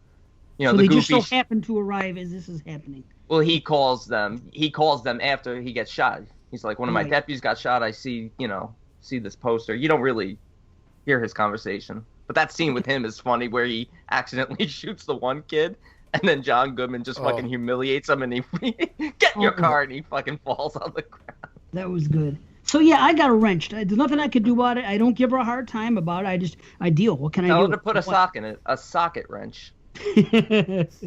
So unfortunately, I missed some plot points. Now my other comment is this: I like the fact that when the one guy has an accident. Oh, wait a minute. Okay. Remember when the kids hit the one car that's on the side of the road? Yes. Okay. Yeah. Okay. Here's my confusion. It appears now there's a cop and there's another guy in there, and one of them is giving the other guy oral sex. Yes or no? Yeah, he's giving him a BJ. Okay. Heather, that's Heather. I know. I've seen that motion once or twice. If you got BJ questions, you go right to Heather. Yeah, I know. And he was singing the Stenton song. Yeah. Yeah, there was a Canadian children's choir in the back seat, bound and gagged. I love you, Christian. What is wrong with you, Brandon? Oh, Bound and gagged. Oh my god. so this It is was my that cop. issue there. It's the cop that. Okay. Yeah. Yeah, I know. And I like the fact that for once in a movie, the cop goes back to the station, and when you see him, because I'm not thinking it's the same guy, it flashes back, and they tell us that that was the guy. I need that in every fucking movie. So I'm so glad they did that. I'm like, oh, Constant that was the guy flashbacks. that was just in this situation. So I want to give him props for doing that, because they usually don't do that in movies. But my question is this. It appears that they got hit, okay? And then like a minute later goes by, and the other guy comes up from giving the other guy a blowjob. If you're giving someone a blowjob and you get hit, wouldn't that stop it right there? Wouldn't you like, holy fuck, I got hit? Why would he Probably continue for the to guy blow? getting it. Right, but I mean, does that make any sense? He's like a saw trap. I knew where she was going. But does that make any sense to you guys? I don't remember the editing of I've it. never been sideswiped when getting a blowjob from a job. Native American Well, you Indian. never A got a job. blowjob, so that's probably why. But Because you haven't come to Are they visit asking us yet. to believe that? just you wait, Brandon. Just you wait. I mean, I don't remember the editing. I thought it was instantaneous. I thought it was instantaneous, Dave. So I don't remember that a lot of time passed by. But maybe, Oh, yeah. it was like, Well, no, there was time. He's right, because the Yeah. guys get out of the car. They start walking back toward the other car. They're looking, and all of a sudden, Stephen Root pops up. And then the other guy pops his head up. And I'm like, what the fuck were you doing all that time? stupid. Okay, Dipping so- up. Yeah. I 4 to just thought 10. that part was in there to tie in like homosexuality is hidden sometimes and people are ashamed of. Like I thought it was tying into the whole gay bashing because that kid's killed at the beginning outside of the gay club. Like I just thought they threw that piece in there to I just agree kind with of. that. Oh, It they was a did. timing. He It just has a Right, major right. problem that he didn't remove the dick from his mouth soon. The Yeah. whole day he just had dick in his mouth constantly. It is a little If I'm long. getting a fucking blowjob, and I love a blowjob as much as anybody else, but if somebody Kidding sideswipes me, first thing I'm thinking, oh fuck, because you can't help it. Someone hit your car. Okay, oh thank God she didn't bite it off. Either way, bottom line is She when I or get hit he. She with a or he car, gave. well yeah, but I haven't been blown by a guy, so Sure. you You haven't know. drank that water yet, so that's why. The gay bomb just hit Buffalo. Gay bomb's coming right. up I can't go with gay now. Holy fuck, it'll cost me all kinds of money. No. I But can't I mean, go. my daughter, everything would be fucked up. Cost me all kinds of money. It would. Yeah, all my, the my, permits and everything that you have to do. And, my wife, I And use the my classes. marriage. Oh Insane. my. oh yeah, too expensive. You don't want to deal with that shit, Dave. You're right. Mhm. No, I can't lose my wife and my marriage and my family. Holy, that's the only reason why. I mean, if Your I can go, VHS videotapes? Can you imagine? Shit, like. yeah, all because I went gay, I'd lose all these great things around me. Yeah, fuck. So, I'm keeping faces of death low. but that makes no sense. It's bad. It's a bad thing that I would pick in any movie that I'm watching. Somebody gets sideswiped as they're getting head, and fucking a minute later.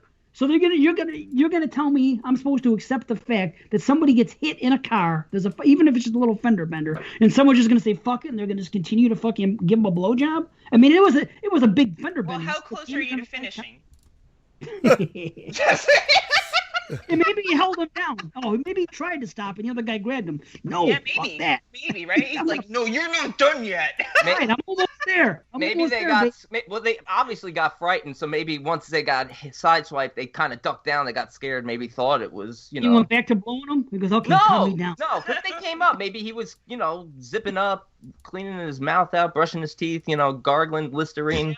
Having some gum, lots of things, yeah. Okay. I get it, but I don't think it's like. I think you would stop. Honestly, if I was in a car doing anything sexual and it got hit, I would probably stop. Well, there you go. Then it's definitely an issue. If Heather would stop, then it's definitely a fucking It's issue. legit. That's a serious thing. Yeah, like, you get sideswiped, you run over a gypsy. Yeah. Those are reasons to stop Yeah, those are giving a lots of blowjob. reasons. Someone tries to tell you they're going to be thinner. Like, how thin? Yeah. Like, can I request the thin? Is I this a kinda wanna curse? wait off and become- Not the boobs. So that's my issues. Little things like that. That what I said before. How there's this big turnout in the beginning. All of a sudden, it's only like a 10-member church. They make them sound like they're this big fucking deal, I and they thought got like were all 10 people. related. Were they all related? A lot of them Yes, seem to be. related Yes. by blood, Okay. related by blood or marriage. Yeah. And John Goodman said there were 25 to 30 members. But only But 12 see, showed up to Well, church because that it day, was I think. also like 4 o'clock in the morning. Like, did you guys notice that? Like, these kids are at one point. Well, it was almost dawn, but they were still in the middle of doing the whole thing, and these kids are like in Sunday school class at like 3 a.m. It's bizarre. It's like That's fucked. That's a that good point. I sent didn't me think down a about the whole timing, other- Jamie. That's You right. what? I didn't think about the timing. You're right. I didn't think about what time it was at all. But like, That's a good yeah, point. because when the guys go to the woman, it's already dark. Like, it's, Yeah, you're it's right. already nighttime, Yep. and then all this shit goes thought- on. It's the same evening. Yeah. I rewatched the scene. They're not popping up from blowjob, even though that is how I remembered it as well. They're popping up. They've been hit. Obviously, shenanigans were happening, and the boys approach the car, and then the first cop pops up, and then the other guy pops up. It scares them, and the other guy pops up in reaction. It doesn't seem to be from actual. It seems to be more from a scare that no one was in the car as they were approaching it. But I Fellatio? recollect fellatio. Did I say that? I didn't say that, did I? I Oh, just wanted to bring it in okay. because we always talk about Black Christmas and read the damn choirs. Fe. Talk about Fe. Yes. So I New mean, exchange. but it's funny. My recollection was that Dave too, that he was popping up like, oh, I just, Well, his I head was came just up. finishing. His head. Well, Yeah. both of them, Yeah, but both if you of them look pop at the up. scene, one guy's sitting down, and Nope. the other guy's No, head one comes guy from pops. the lap. No, it's I just rewatched. How did it. I know they were gay? The What cop fuck? pops. Well, because how you know they were. it's No, filmed seriously, exactly like that's that. the There's two first thing I guys in the thought of. car. They could be Rated- bi, in all fairness. We don't Does know. it Well, they not are. look- The guy's married. The guy's married. Does it not look like the second guy comes up from the lap? Yes, Right. it sure does. Okay. But The first guy first- came up from Now, the lap. I don't No, think he was he still. comes up I was sideways. joking Yeah. earlier. I don't Yeah. think he was still going. Obviously, I think they had stopped. But Poor editing. I think that the reason they staged him to come up the way he did was to kind of cement the fact of what was going on. So there is no Oh. question in your mind what he was doing. Plus, he had a No. huge milk mustache. Yeah, And there was absolutely. no milk in that car. They Just weren't- get out immediately if they your weren't car still- got hit. Not if your Dude. dick's hanging. Not if Wow. you're the gay sheriff who's hiding it from everybody. It was in a town. jump. You were It's a jump scare in a sense. They literally come up to a car like, "What the fuck's this car doing in the middle of the road?" You can't see anybody, and then it's like pop up one of the guy popping up, the cop, and then they get scared, and then they do the illusion of the other guy popping up, not with dick still in mouth, but to allude to the fact that there was some cocksucking happening at some I'm point. really obsessed with this scene. We've talked about the scene almost as long Well- as the sermon. It would've Was. been Because better it was if- it was a problem It for would have been Dave. better if just his penis popped up like But- this. Ooh. Do you like what the fuck? Oh, very nice. Very nice. Did you order Do you that? Yeah, Junior. Oh, wow. what is going on Big here? I head. think it's infected. Look at that hole. Oh, my Holy God. shit. It's gross. And he's got no head.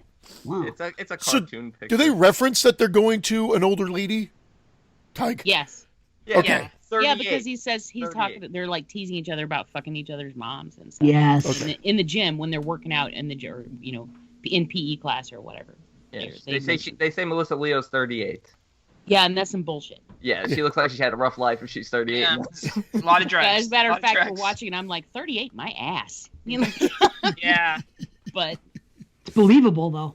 That is exactly the way, and it's happened to me. Somebody posts an online picture, and either you can't see the face, or they do something to make it look different, and they are 100% fit and have everything going on body wise, and then you get there. That's exactly what I was like. Oh man, that's happened to me several times. And then you get there, and it's like, oh okay, you know what I mean? You Bitch look talking like about she looked like Janet Jackson. She got out the car looking like Freddie Jackson. you're- she was bald as hell. A lot of the shocking moments though come from gunfire and the way that the sound editing and also just the reaction, the cop in mid sentence. I love when shit happens in mid sentence. And he gets shot and his eye gets blown out, and then that's that's shocking. Dude, that's great. When he makes the joke about, man, It's whenever you repeat, when you use the word repeat, it always seems to work. It's like being condescending. And boom. What's his name? Why am I drawing a blank? Pollock. Kevin Pollock. Yeah. Kevin Pollock, yeah. And I really like him just anyway. Yeah.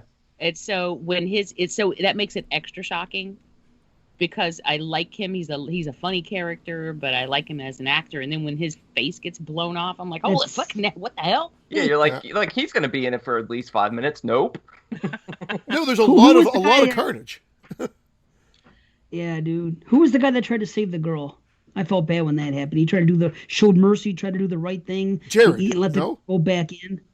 Remember to go get the kids? He wasn't sending her back in. He was gonna kill her. He was giving her the gun. He was gonna kill her. Yeah. That's why he fired those rounds off. No. He was firing the rounds off to say that. Yeah. Sorry. No, at first he was firing the rounds off. Yeah, pretending like she fired the rounds off, and then he's like, "Here, take this gun and go back inside." And she's like, "No." He was gonna shoot her in the back. Yeah.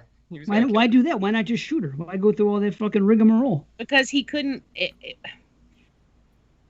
I think there was a part of him that had to try to fool himself into thinking he was doing something righteous, even though he knew he wasn't.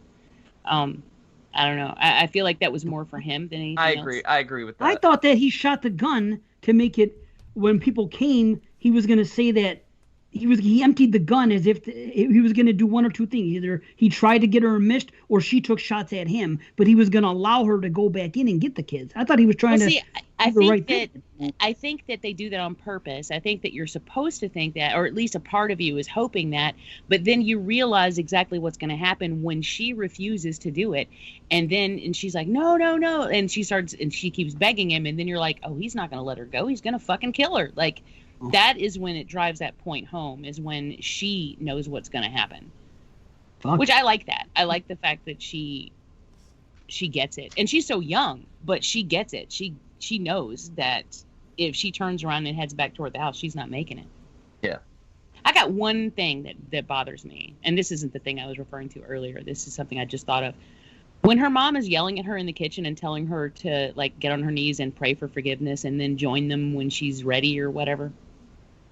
If you look behind the mother, there's a fucking phone on the wall.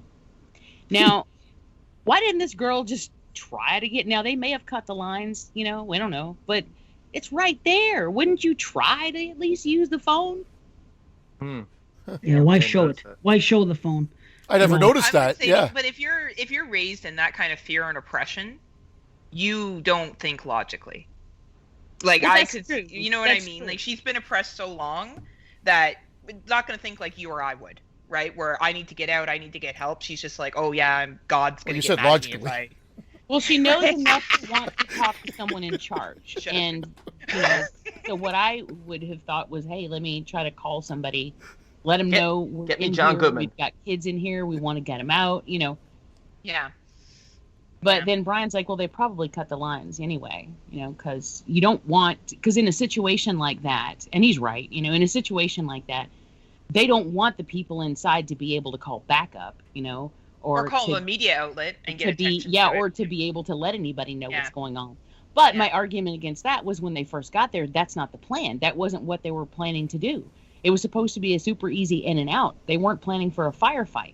So, but then I was like, well, I guess they could have just cut them anyway. Maybe they do that every time they do a job like that, because you don't want the people inside calling like all their redneck cousins or whatever to come out and whatever, back up. Mm-hmm. But anyway, like it just struck me because I'm like, there's a fucking phone, like just try it, but I mean, I also understand she was under lunch, there's gunfire going around, there's kids, there's this dude that's tied up. Like there's all kinds of shit happening. You're not going to think about necessarily what is the smart thing to do. Yeah. Like the kid? Sorry, D, go. No, I'm saying like the kid. This is one more thing that also bothered me. One more, because the kid has a gun in his hand, and I'm watching this movie when he makes his escape. Mm-hmm. When the preacher's sitting there on the piano doing his thing, this kid has a machine gun in his hand. He gets loose. I'm thinking, shoot the fucking preacher now. But he does nothing. He gets out, has a gun, and runs. Yeah, but he's his friend tied up. He thinks I don't know. I looked at it like I thought he was going to go to a rescue mission and noticed his friend was still tied up and said, "Fuck, if I shoot these guys, they're just or one guy or whoever it can get. There's kids. My buddy's still tied up. We're screwed." But then he just does hightail it out of there. Yeah, so it is. You want to see him go all die hard on everyone, but I think it's more typical of a 17-year-old kid. He's terrified, and then when he gets killed, it's a shock. Also, it's like, whoa, what the fuck? Yeah. I'm like, Sheriff Shithead is really who fucks Sheriff it all up. Shithead. I like that. Sheriff Shithead. But I don't mean to jump to it, but like just because we've talked about it a lot, but that end sequence when they're kind of when he realizes he's being promoted, I guess to what about the horns? be I didn't understand that. Yes, sorry. Before that, the horns. The horns. Yeah, well, they brilliant. exploit it in the end scene. They Yeah. exploit it in the very dialogue heavy end sequence, which is like again like Psycho. He said that she said that he said that she said. The Remember end that whole sequence. The end sequence is fantastic. The dialogue in the end sequence, the whole conversation between at his debriefing that he's getting promoted, that the government is talking about how they're going to make these people disappear and all that, and then John Goodman's story about the two dogs, just fantastic writing. I didn't hear what he said. The last the word horns, of though. that fucking. You want to know about the horns, Dave?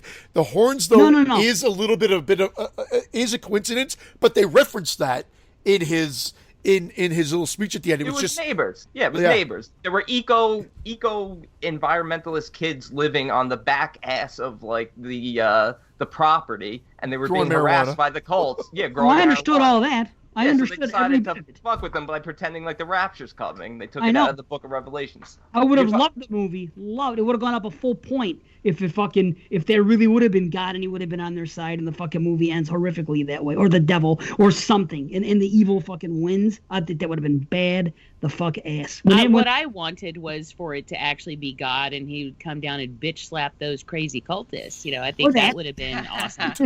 And I think, honestly, Kevin Smith had a whole different ending for this that he wanted to do, but he couldn't afford it. So that's why he ended up doing it the way he did. But he had a much bigger ending planned. And I think in that ending, it actually was God. Oh, man. But I could be wrong about that. That I'm going on memory of something that I read, you know. it's Alanis Morissette. Isn't it ironic? Don't you think? Yeah, she just pops out of nowhere and starts talking, and everybody's head explodes. Call Right back. over their heels. Yeah. Heads over heels. Well, you've already won me over.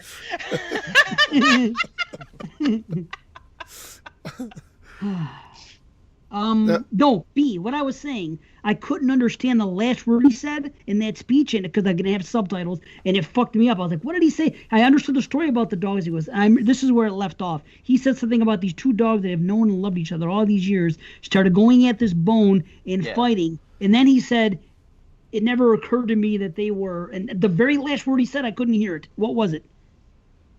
What was the point of the story? Maybe that'll help me out He better. said, people do... Oh, no, I don't... What did he...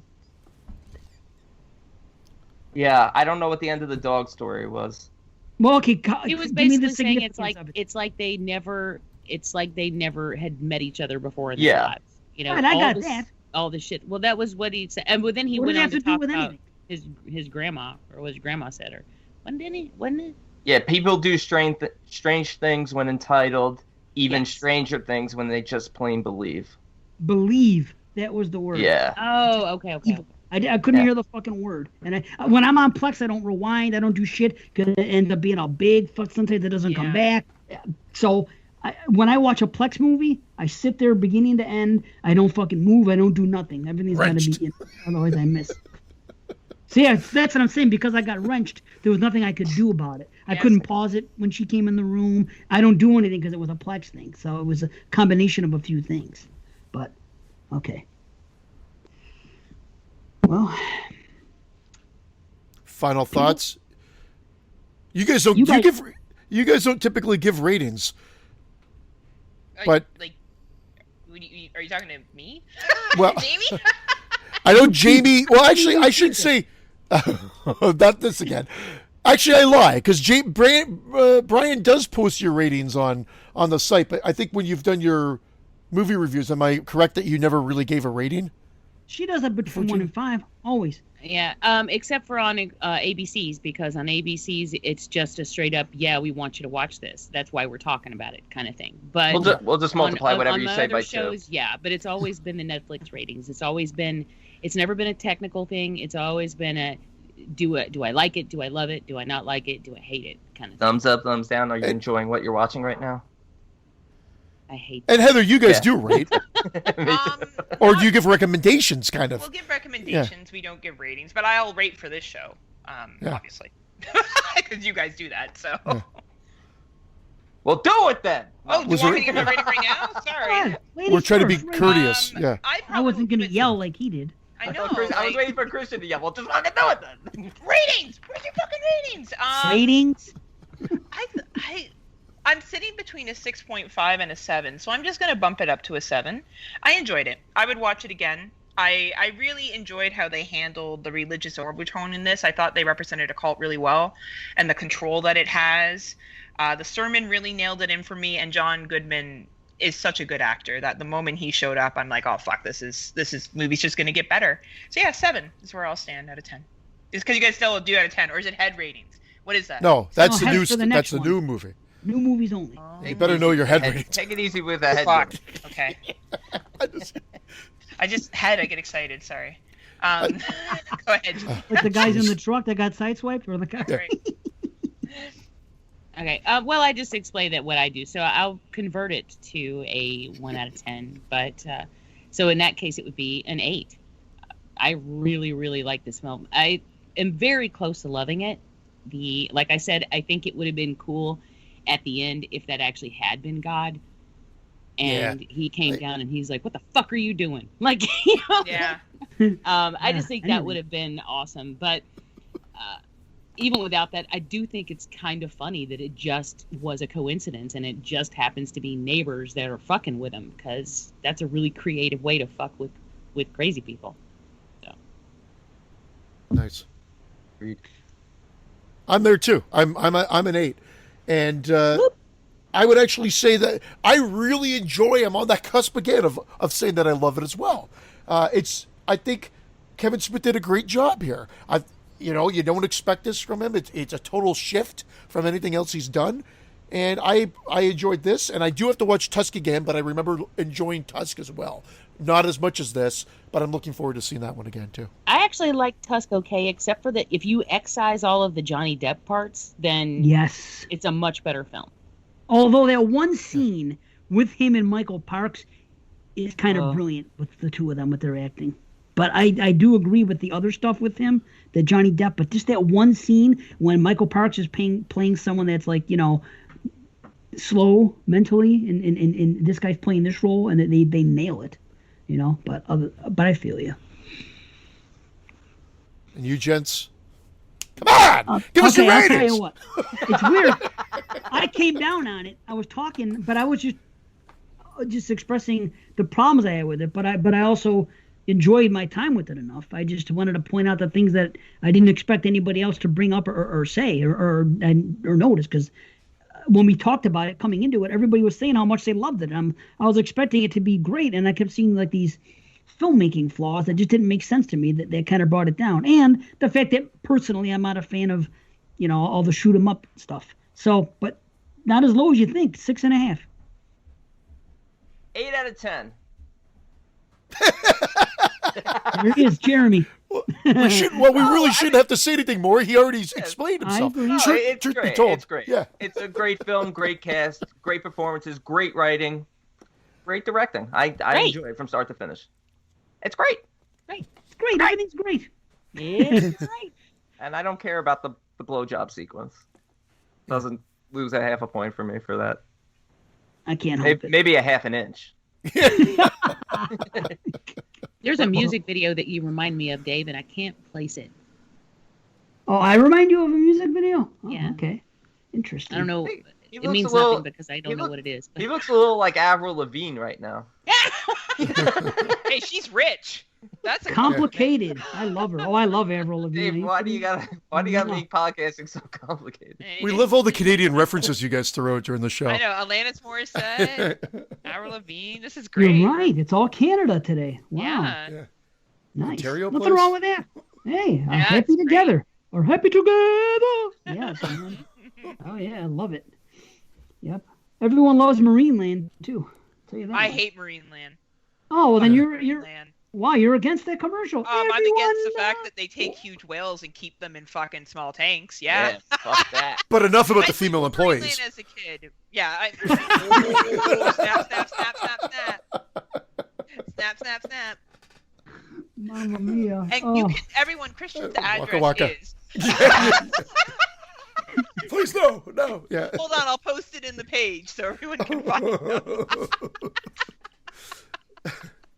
There you have it. Unbelievable. What do you have for us, Dave? Are we?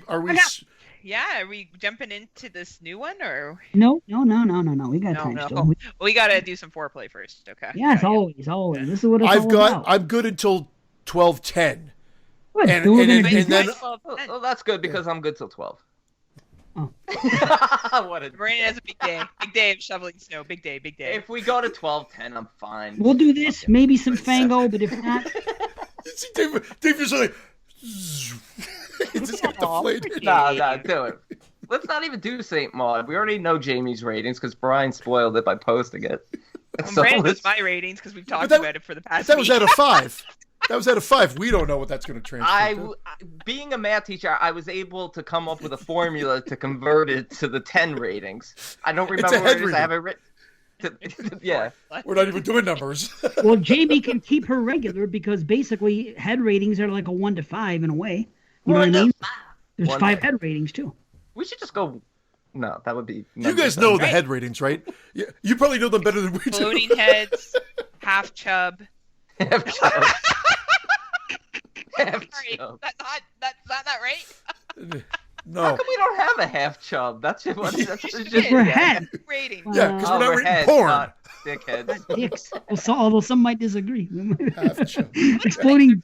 Full head. Sorry, what full head? If you Full really head. hate something, it's explosive diarrhea. Explosive Yeah, right. A half head. Yep, a half head. Full Yep. head, half head. And Mild then rumble. mild rumble. Right. Okay. Okay. Then body convulsions. With eyes, ears, and nose, Like, this throat. sounds like a good night. I'm just saying. And then full head implosion. Yeah. Yes.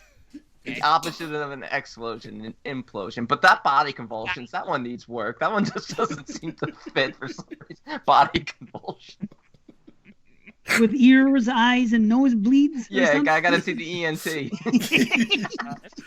There's nothing wrong with your throat. Yet. Okay. I got an email. I got a message from Jim K. Okay. Okay. And yeah, we got a question. Yeah, Jim from Toronto. Another Canadian thing. It's just a Canadian day. Unbelievable. I tell you. Okay. Let's see. Oh, okay. This is what he said. I've been on a thing lately to try and go back and revisit older podcasts and even try to look up ones that either don't produce anything new or don't exist anymore. It's amazing that there are a lot of podcasts that I know of or heard about, but can't find a website or any sort of archives for them. Lots of guys have started a podcast over the years, and either they weren't successful or just stopped because of the life stuff, and it blows me away how many podcasts don't bother to archive any or all of their show material. The biggest pet peeve is when a podcast has 200 plus episodes, and you can only go back to maybe show 100 or newer, and it's especially frustrating when the podcast is halfway decent. If you guys are one of the few that actually have a complete catalog that's fully accessible. Some of the questions I have for you guys are, how do you guys feel about the whole archiving thing? It's funny because you were talking earlier about it. Is it that guys can't be bothered to archive their stuff? Was it that there wasn't any way to do it back then for the older shows? Why do some podcasts only keep their newer episodes? Is there some sort of limitation on iTunes, etc.? So that's basically the first half of it. And then there's Well, I did some digging and I found that some lost episodes of Devour the Podcast were found in a salt mine in Transylvania. That makes sense. Yeah. What was found in a salt mine in Transylvania? Why did I bring that up? What It was that movie we watched. It was the... Oh, damn, it was that movie that we covered. What fucking movie was it now? Shit. Was it a found? I'm Was drawing it a a found blank. footage and they were just The Final Prayer? No. Event Horizon. Event Horizon. Oh, Event Horizon. That's it. The lost That's what it literature was. from Event Yes. Horizon. That's what it was. That's It was exactly a what- joke. I I was didn't even going to come make up with the idea. Devour tape. I didn't even know if it was a joke or not. But once you said Event Horizon, that's definitely it. So That's we're what's looking for- funny. Because That's- earlier when Jamie was talking about it, I was going to say, I was going to compare it to, I go, it's where they found the Event Horizon tapes. But I didn't know the name of the location. Yeah, the salt mine in Transylvania. Weird. Wow. So things have changed. Once upon a time, you couldn't do any type of archiving. Nowadays, there's so many more options. Is my answer to that. Now we have Anchor and this and that and the other thing. Of course, it's real easy to put on YouTube. Well, I don't know if it's real easy, but it appears to be from the outside looking in that it would be easy to archive things on YouTube. Maybe. I also know that iTunes has their own specific rules where some only go back so far. But I don't know. I think if you mess around, Christian would know, you can change it. But I remember a time when some podcasts only had like newer episodes or only 100 episodes, and then it stopped. Other people may know more about it than I do, but I think that it's a setting in iTunes that somebody can make to make them all available. And I think people back then just didn't archive or just stopped caring after their podcast folded. But that's all I got for that. As you get so many, then it gets more expensive to host them, and then and if they're going to dump something, they'll dump the older ones because they figure, who cares? But the thing is that people care, or they wouldn't be listening to you to begin with. That's true. Like, remember when Jason actually did a culling several times on the network before this final shutdown here. There was that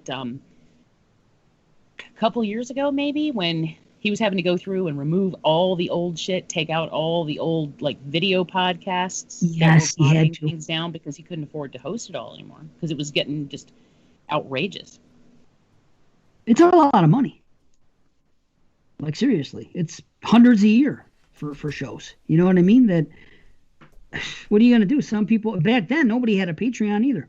Back in the olden days, there was nothing. I mean, When maybe did you one or guys two. start podcasting together? Was it 10 years ago? Like when you and Jamie first started, or? Who, me? Jamie and I? Yeah, you guys. Oh, shit, 10 years. No, not. Geez, let me think It was about like it. 40 years ago. Nothing even close. I was, the first time I came onto the Skeleton Crew, it was like, what, 2014, 14. We started Banana Laser in 13, so probably like Yeah. 2014 I was full-time, or maybe 15 on Skeleton Crew. And Jamie, you started what, 4 or 5 years 2000. before that? Oh, 2000. Wow, that's a long. 2008. Yeah. When Skype was first made. What I were wasn't you even using? I wasn't even born yet. No, it's true. You know, it was JP and Carly. Wow. Yeah, true. It's almost true with them. Or the Especially- Schroyers. Especially Carly, because Carly's been like 22 for like the last 6 years, I think. It's like me. I'm 40 forever. 40, forever You're 40. like Taylor Swift. Yeah, every time it's Carly's birthday, they say happy birthday. It's like happy 22nd birthday. I'm like, haven't we been doing this for like the last 8 years? I think I found out recently because I did a podcast with her. I believe she said she was 24 because I guessed 24 and I got it right. So that's her actual. She's aging like Ben Button. Benjamin Button. Great fucking movie. It was a great movie. Man. Nice. So yeah, it's different now, I guess. Back then, hosting fees is a big deal. You're right. That is expensive to do. And people just, when you start a podcast, all you do is put into it. If you want it to sound decent, you got to get a microphone, you do your stuff, then you have to have somebody who works hard. A lot of times guys burn out that do the producing. And then when it comes time to call it quits, I could just see them being disheartened. It's like, well, all this work and here we go. I mean, I can't speak on it because I don't produce, because I know it would drive me up a wall. I can't do that. I barely have time to watch movies. I produce Much less- great content for our listeners. Wow. So true. So Yeah. true. It's true. Okay, so I'll get on these. Okay, when did you start listening to podcasts? What are some of your favorite lesser known or extinct podcasts? And do you know what happened to them or their hosts? Since we're on the topic, what are some of your favorite YouTube channels that no longer exist? And do you know what happened to them? Some people don't like when Dave mentions some podcasts from time to time, but I come to actually appreciate it because some disappear and don't leave a trace behind. Some people that don't like it are like Brandon and I. listening to podcasts? Why would someone not like you mentioning podcasts? Who gave you that feedback? I used to like Brandon to and I. devour the podcast, but I don't remember what weird. happened to their host. I don't know where she is. We've not been able to locate her. No, that is weird. Who doesn't like you mentioning podcasts? All joking aside. Yeah. It's got to be other listeners, maybe. Or Yeah, maybe who- it's because we do razz them. Maybe we just razz them every now and then, like whatever. Well, he said some people, so I would assume he was talking about other listeners. Right. Gotta be What does Patreon. Jim K Well, knows maybe something that we Could don't. be old. Maybe they're older listeners because Jim K's been listening to us for a long time. So I can't recall any negative feedback from patrons because we asked for it. We say, "Is this something you guys want us to do differently?" We will because we've always said that. It could be that time I asked you to stop mentioning TGIF 13. God, I loathe him. I love it. I know, it's okay. I love it. I miss One day those. we'll trick him to come up here and we'll have Where's our your revenge. Why aren't you on camera, Christian? I was having some issues because I'm on Wi-Fi now. And Now I'm all not, I see is PG. yeah, there you go. I'm You know just- why I put that on there? Because I stupidly thought that was what we were talking about today. I was editing the damn episode, and I put that picture on, and it's not even the movie we're doing this week. We've already done it. Yeah, Yeah. there's something wrong with me. We'll do it next week again with Mario Cousins. I'm not trying to. Mario I'm not. Cousins. I'm not even trying to get into the new movie yet by any means. But is it just a coincidence? Like I didn't realize until I started looking up like the director and everything that this was directed by a woman. So it's just perfect for a Yeah, woman and in you horror can month. totally tell. We'll get there. But I just thought that was kind of cool because that wasn't planned. You think we'd be on top of it and actually plan that? Nah, That's funny. just a coincidence. Man. I mean, I listen to a lot of podcasts, so there's lots of things I could say. Not everybody here is an avid podcast listener. I know that Christian and Brandon really not. You know, I listen to a lot of podcasts. you do. gosh. Do Yeah, nowadays? shout 'em out. Do you Absolutely. have any that like what do you say? Ones that aren't around anymore that you listen to? That is there anything?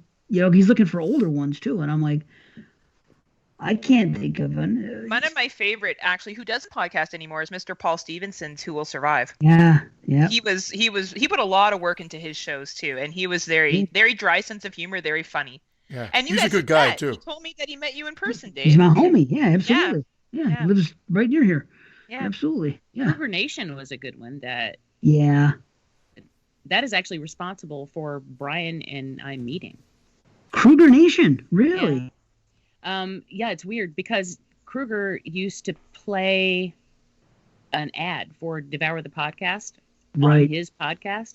Mhm. Brian was a listener of Kruger Nation and heard the ad for Devour, came over, started listening to Devour, and then, the rest is history. And now I can't Wow. get him away from me.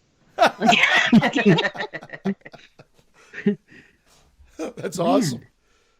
I can't think of anybody else that isn't around anymore because I still have them here, like on my iTunes. I'm just going and looking and seeing what pops up. 22 shots of Moods and Horror. They're not around much. No, we don't want them to be around, but they're still around. That's what it was. That's what. I always confuse that. Yeah, I get that backwards too sometimes. Yeah, most are still around that I listen to. A lesser known show that I do like to talk about is called the Buzz to Kill podcast. I tried to get them on Horophilia, and Jason didn't want to accept any new takers, which is so funny. He didn't want to take any new takers, so instead he allowed people that already had shows to have 5 fucking shows. So instead of having one new show, he said, "Okay, you guys," and everybody started having 4 or 5 shows each. But whatever, I always thought that was funny because that was a damn good show. And these other shows, these spin-off shows, a lot of them have one episode every 3 months. It's like, okay. I think it's just because he can throw them on the same existing feed, so it's not any extra work for him, really. Yeah. Makes Good point. sense. Yeah, that's true. I hear you. I really like when I hear a real good show and I know they have a really limited audience because they'll say, I'm like, shows like this are better than a lot of shows that are on networks that I associate with. And it's a shame that more people aren't hearing them. So I'll throw it out there. That's one. But I mean, everyone else is still around. Like we talked about Devour, of course, earlier.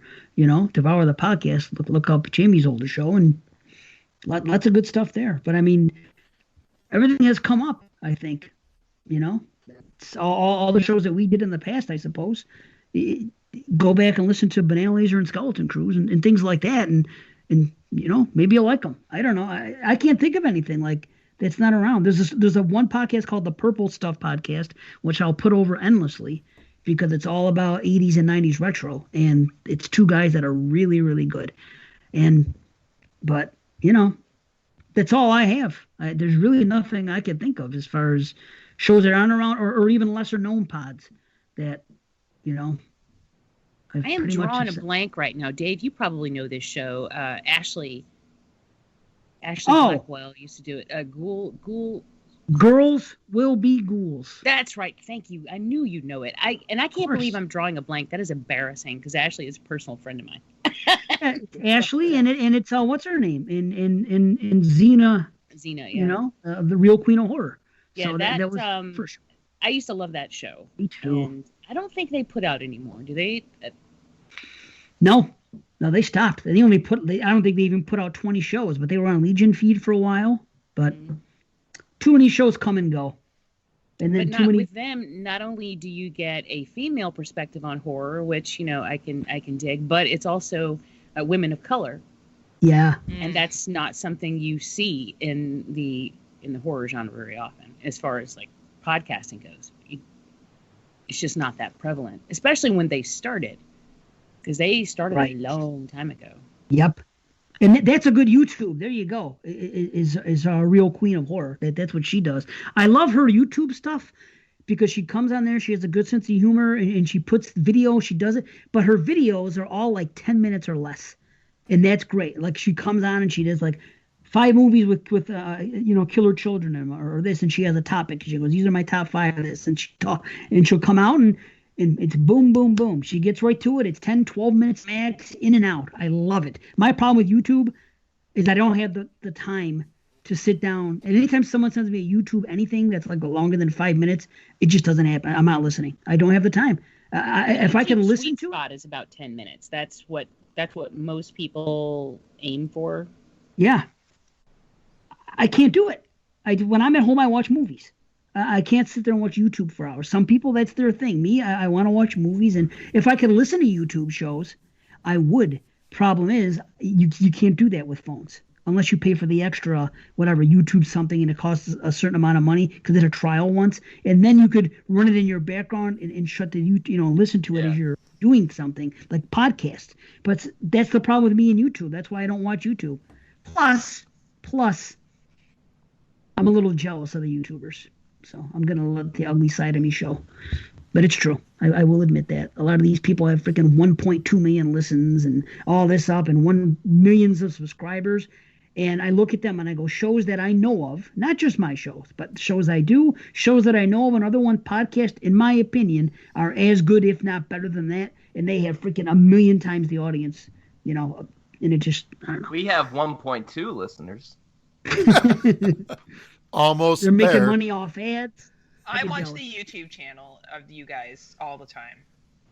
Thanks. I always watch your YouTube show. You're the one. I'm the one. I watch it when I'm doing work, when I have a break, when you release the show, and because I watch a lot of movies, I put you guys on mostly because I like to watch Brandon's expression and then Christian's expression when Brandon says stuff. It's pretty funny. But you do get more out of watching you guys talk. You get the facial expressions, right? It's a very physical show. Mm-hmm. Very physical indeed. Enraged. Yeah. Well, when Christian gets really animated and he's like pissed, it's hilarious. Oh. Wait till the show drops this week then, because that VHS VHS discussion is I'm slightly embarrassed by it, but it's well. What are you gonna do? Don't be embarrassed. Oh, how do you think I feel? I'm very embarrassed by Christian's antics. But is there any podcast, lesser known that you guys want to plug really quick before we get out of this? I have have one. It's a Canadian one that probably Christian doesn't listen to because he's not as good a Canadian as I am. I don't think. Is it Have you about choruses? Is it about what? What was it? Was it about what? Oh, I was gonna say choruses. The choir? Is it about? No. Is the intro song like that? Welcome to Canadian podcast. Sorry. It's yeah. It's Christian's exactly a how very it good Canadian. Which of the 7 provinces did this come from, Heather? Right? This fucking guy. Yeah. In all fairness, no. Newfoundland's only been added in 1949, so I can Yeah. see why he would Come on. forget about that one. It's like Alaska for you guys. Right? They're not real provinces Yeah. when they're in the Maritimes. It's Canadian true crime, so it's actually about all different true crimes that have happened in Canada. And the woman that researches it goes real in depth. Like she'll play police interviews and stuff like that. It's actually a really good listen if you like true crime. Did they ever figure out who was responsible for tipping that moose? Fuck no. What You know, The- we don't like to talk about that, Brandon. I really wish you wouldn't bring it up here. Well, It's a I'm very just- sensitive topic. That was the most heinous Canadian crime I could think of. So. I know Yeah, of Paul, 2. Paul Bernardo, huh? Doesn't come up as a name of a heinous Canadian crime. Okay, Jesus, 3. this I know fucking 3. And that pig fucker. What's And his Robert name? Picton? Robert Yeah. Picton? What was that guy's name that chopped off the dude's head on the bus? Oh, I can't remember his name. Oh, that You was know a what I'm talking Manitoba about, guy. right? Yeah, in Manitoba. Yeah. Well, it was a $2.50. He didn't have the change for the bus. The Oh my- I've heard that podcast, Heather. Have you heard it? Do you like it? I heard that. If it's the one I'm thinking of now, I liked it, but I thought the woman came across as she was reading too much. It felt like she was reading the information as opposed That to is fair. like I like when it like I don't, again, some things are scripted, but I like it to come more organically or at least It's very scripted. Her podcast Yeah. is very scripted. You're right. That was I my enjoy only that, but that's a fair quibble. Yeah. critique. Yeah. Yeah, that's and Brandon's left the building. Oh my God, Brandon we've got seen what's away. behind the green door. Green Wow, door. first time What's ever. that secret you're keeping? It's a bathroom. Look at that. What? Baby His dad's Jason. dead. That's where he hides the women. Yeah. Dad, get back in there. Dad, That get was back not to your so- cage. It's not lunchtime yet. I told you to shovel. Oh, what, me leaving? No, I found the source of the bleeding, so I had to get a Band-Aid. You okay, buddy? Yeah, no, I finally found the source. I couldn't find it. Where was Whoa. the source? How do you It's not my know toe. Did you Wow. stub it? I don't know, but it's gushing. Step Oh, on which the means toe. there's like a puddle floating on the floor. Like, how did you? He's feeling kind of dizzy. He's like, "Ooh, Yeah. I don't know where the bleeding's coming from." A little woozy. I mean, thank you for solving that, though, because I know that there had to be listeners out there who were on the edge of their seats going, but what the fuck happened with the blood? Yeah, well, on my break, I went downstairs and I had my dad check my rectum for me, and it wasn't bad. You got 3 fingers in, clean. Yeah, you got 3 fingers in. I didn't feel a Now you're thing. bleeding. And he was wearing his class ring. Which is now lost. Yeah. And his watch is gone. And That- I was mean- going to say you're hiding that uncomfortable thing up your ass. What a segue. I think we should. I know you have so much more, Dave, but I'm I being have trying to be nothing more. cautious of time. We'll have to see. I have nothing. That's I a have first. I have Fangoria. We just can't do it this week. Well, it'll be back in a couple weeks. It's fine. I got more coming in though. Good stuff, but interesting stuff. Fun. So, yeah. I'm going I to be guess so disappointed when I listen to this show. That's one of my favorite segments. Damn it all. Do you have Sorry. something? Go ahead. Yeah. We could do 15 minutes and then still have 40 minutes for St. Maud. Wow. Okay. Okay. I here's don't know I'm what, doing. what clock you're looking at, but that's okay. It's 11:20. It's 11:20. You said 12:10. Yeah. that's 50 minutes, 11:22. so- Yeah. Yeah. So we got 50 minutes left. It's So if he does- 11:22. Christian's right. So if he does 15 minutes of this, then we got 35 minutes for St. Maud. Okay. I'll read It's a a couple. 35-minute movie, St. Maud. Okay. I'll read a couple mails. The thing is, I've decided to put the Siskel and Ebert thing to rest for a while because it started in episode 8 and it finishes episode 15. So I'm Look gonna out. get them. Look how Christian froze, Dave. Oh, you missed it. He froze ghost adding me. Oh shit! Yeah. I'm trying to On that rush note- because of the time Nah, thing. take your time. Go Sorry. ahead. So it started in episode 8 and it ends episode 15. So I want to go through the whole thing in order. So I'm not going to be reading any of the letters that have to do with the Siskel and Ebert thing or anything else. But I will read a couple here. And there's a real good interview with John Landis that I want to but I can't. I'll do that part in a couple shows. But I'll just do a couple living dead mails here. So here's one. Mad Maniac from the Deep. This is episode 13, by the way, and came out in June '81. Episode 13. Issue. Episode. This fucking guy. It's their second anniversary too. Their 13th issue, because they were in the beginning, first 2 years they were a bi-monthly podcast. So episode 13, their second anniversary. Issue. Fuck, man, I'm fucked. Podcast issue episode. Fucked. Can't do it. I can't talk. It's hilarious. It's my mind is so ingrained in saying those things. Oh. It's like print media is dead. Everything I say has to do with fucking a podcast or something I listen to. For me, it's yeah, nuts. read us an email. Okay, here's an email. Mad Maniac. Mad Maniac from the Deep. This is interesting, mostly because of Fangoria's response. But check it out, dear Fangoria. I'm writing this to you after having just seen finally William Lustig's Maniac. I underestimated the film. I thought it was going to be another average, unrated, hack-up gore film, but I was wrong. Maniac scared the hell out of me. Not only was it graphically gory and scary, but Spinell's use of black humor as a schizophrenic killer who talks to his collection of trophies was too much. Why no Fang coverage of humanoids from the deep? And Mad Max. I thought at least humanoids would somehow make it into your magazine. Andy Jones. Okay, here's their response. Our reaction to Maniac was completely opposite to yours. We hoped that it might be good, and then we saw the thing. As far as we're concerned, only Savini's work in that picture was worthwhile. But who knows, maybe we were just in a good mood that day. So, completely dissing that.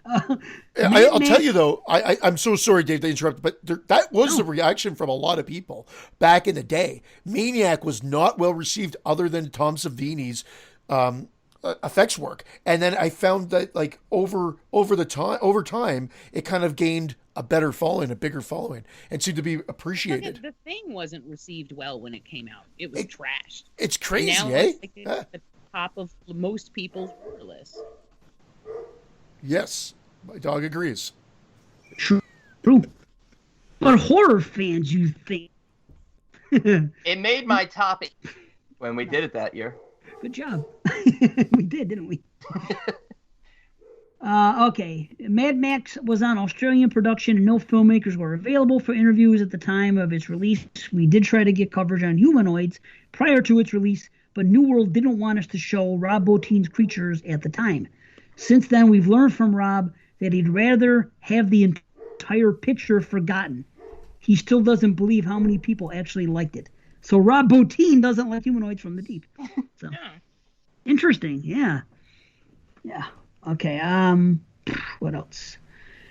Okay. Oh, here we go. I spoke about this other one. This was the original one that led to it on an earlier show. Trashed by Teacher. Dear Fangoria, I had brought several of your mags to school recently, and my friends enjoyed them. During a study period, my friends passed them around. They were talking about the Maniac pictures. When the teacher heard them, he said, "Okay, bring up that magazine." When he saw the cover of issue number 9, he said, "Whose trashy magazine is this?" I said, "Mine." "Your mother buys you this trash? You can pick it up after class." I mad at him at the end of class. I grabbed the so-called trash from his desk and went home. I don't think there's anything wrong with your magazine. I want to tell you I'll keep buying Fangoria forever. Brian Carbonell. Okay. Yeah, that's awesome. Study period is probably not the best to read Fangoria, but we do understand your anger and frustration. One of these days, we'll have to tell you about the time we met Harlan Ellison and learn how ignorant some otherwise intelligent people can be at an old adage, you don't judge a book by its cover. So, there you go. That's how it began. Find that guy now and see if he's still reading Fangoria. We'll look him up. Let's see. Brian... Buying Fangoria. He said forever. Brian Carbonell. Maybe. We should. Let's get him on the show. Let's do it. I'll look him up on Facebook, and more on that later. We'll definitely do it. Siskel Reber, okay, not that. Siskel was a couple things about that. Okay, here's an interesting one. It's A Bloody Waste. Christian, you'll like this. To the editor, I just got back from wasting more money on another cheap Halloween ripoff, My Bloody Valentine. I would say that this one is the absolute worst. The acting was terrible, the gore depressing, and the ending... Canadian. Right. They couldn't understand the East Coast accents. That's all that was. They couldn't understand what they were talking about. Eighty out to go. That's nuts, man. Crazy. Holy shit. Oh. And the ending was one of the most asinine things I have ever seen. Thank God we have directors like Cronenberg and Carpenter who know how to create true horror. Here's to abolishing the slasher image forever. While I'm writing, I'm afraid I have to add on some comments about this Gene Siskel controversy. Oh, sorry, but it wedges way in. I'm sure anybody that watches sneak previews saw the so-called Attacks on Women program, in which Siskel and Powell Ebert tore apart all the horror films which they felt were made against women's lib. Included in their list... I watched that episode, or that really? A couple weeks ago. It's fucking... Yeah, that's crazy shit. Included in this list is Friday the 13th, which sparked the whole controversy, Motel Hell, which Ebert praised 2 weeks later in his review, and I Spit on Your Grave, which may actually deserve the honor they gave it. What these Neanderthals did is take scenes totally out of context from the rest of the film. They took 3 scenes from Friday the 13th, showed women being attacked, and failed to mention that Friday the 13th and similar movies do not only show women being murdered. In fact, Friday the 13th was nicely balanced between both sexes, but anyone who hadn't seen it would have thought that it was against women because of the scenes they chose to show. If Siskel and Ebert don't want to see such movies, fine and dandy, but I wish they'd allow us the right to see them if we so choose. Horror Forever, Don Hicks, Carson City, Nevada. Okay, so the Siskel thing came in there, but... Or at least don't represent them. I'm sorry. At least don't misrepresent the films. And that's what they do. That or did. Yeah. I mean, we watch that every couple of years just to get angry. I don't know why. Because I find it interesting.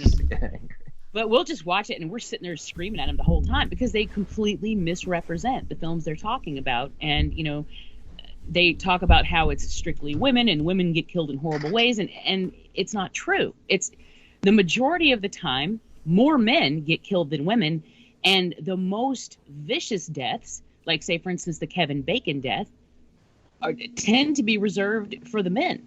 You know, and they completely misrepresented that and glossed over it, and I hated them for it.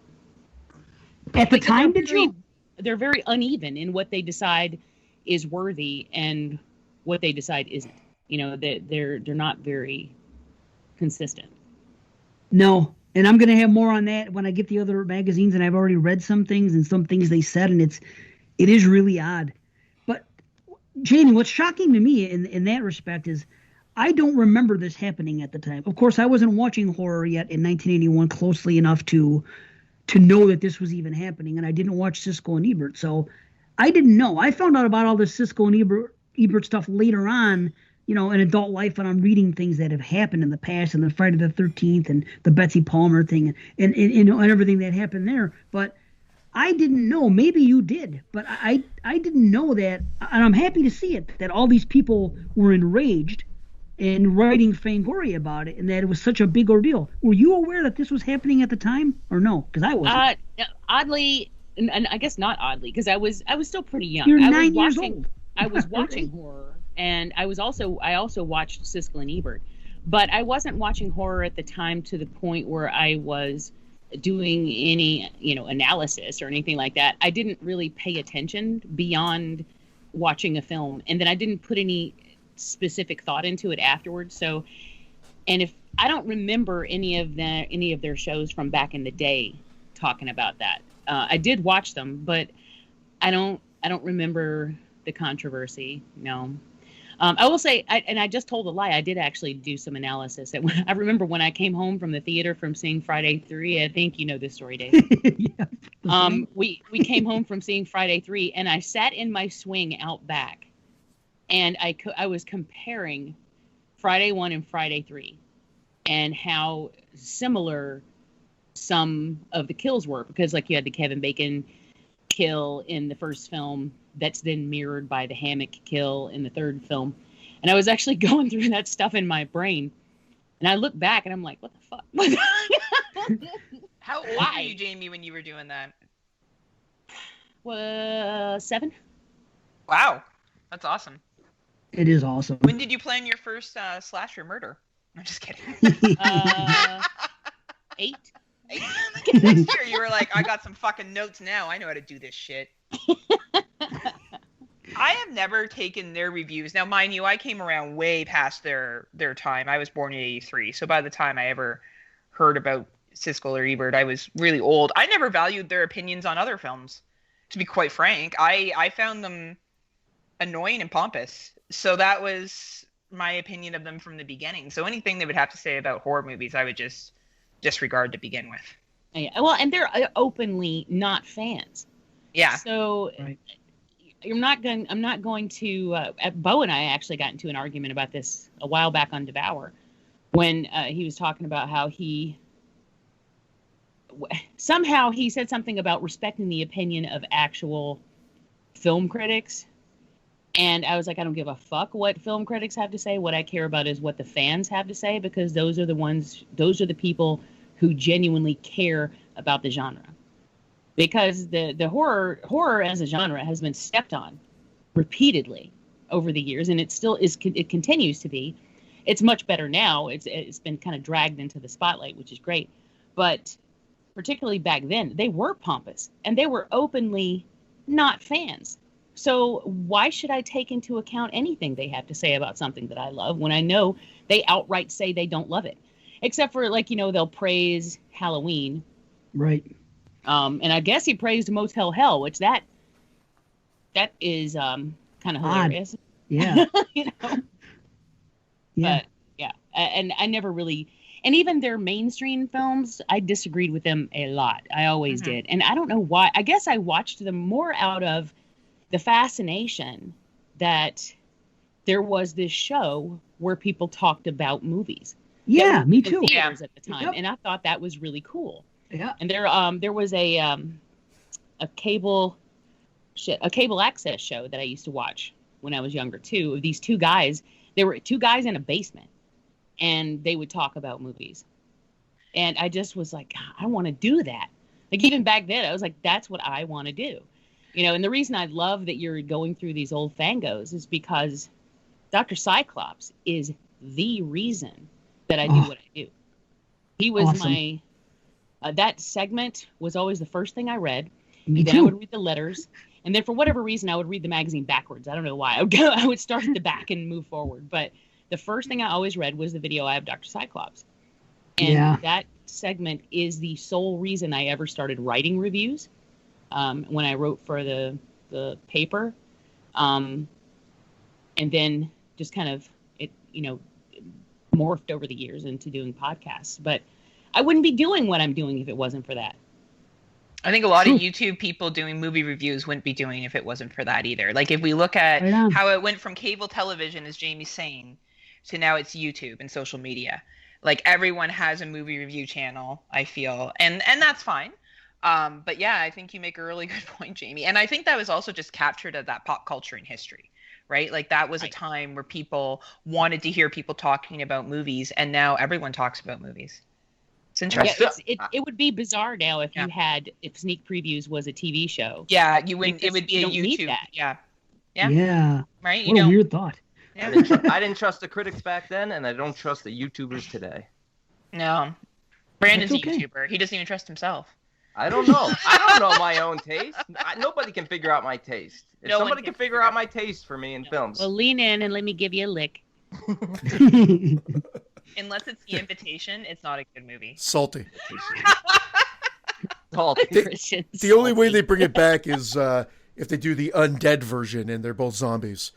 I'd watch that. I would watch that. Yeah. Indeed. Zombie Siskel and Ebert. Yeah. Watch them drool and stuff occasionally. They only Great. review Rob Zombie films too. Like it'd be Yes. the whole thing. Oh, they would be huge fans of Rob Zombie. Oh yeah.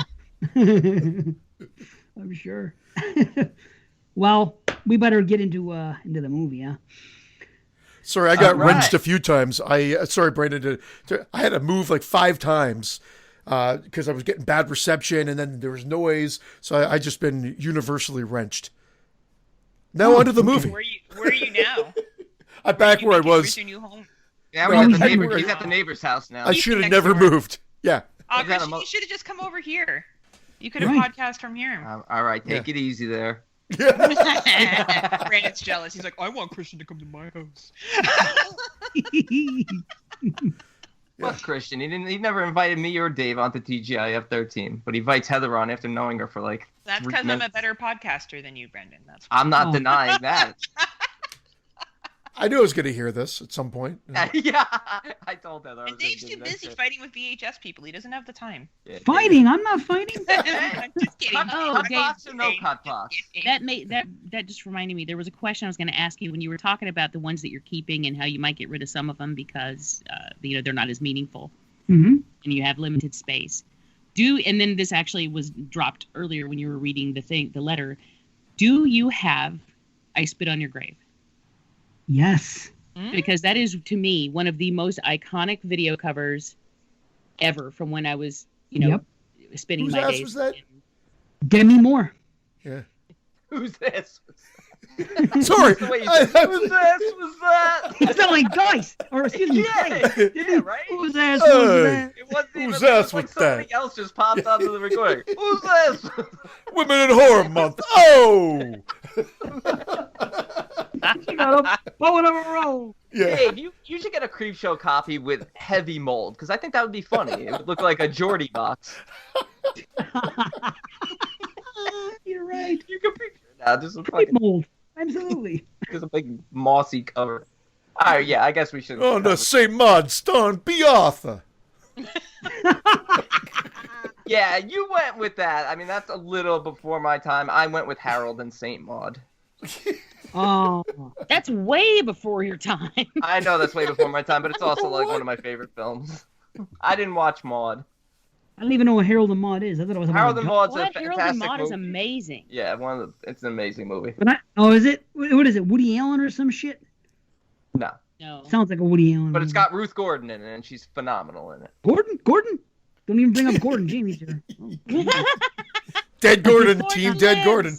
Yeah, he lives with a broken back. He's got a huge back brace on.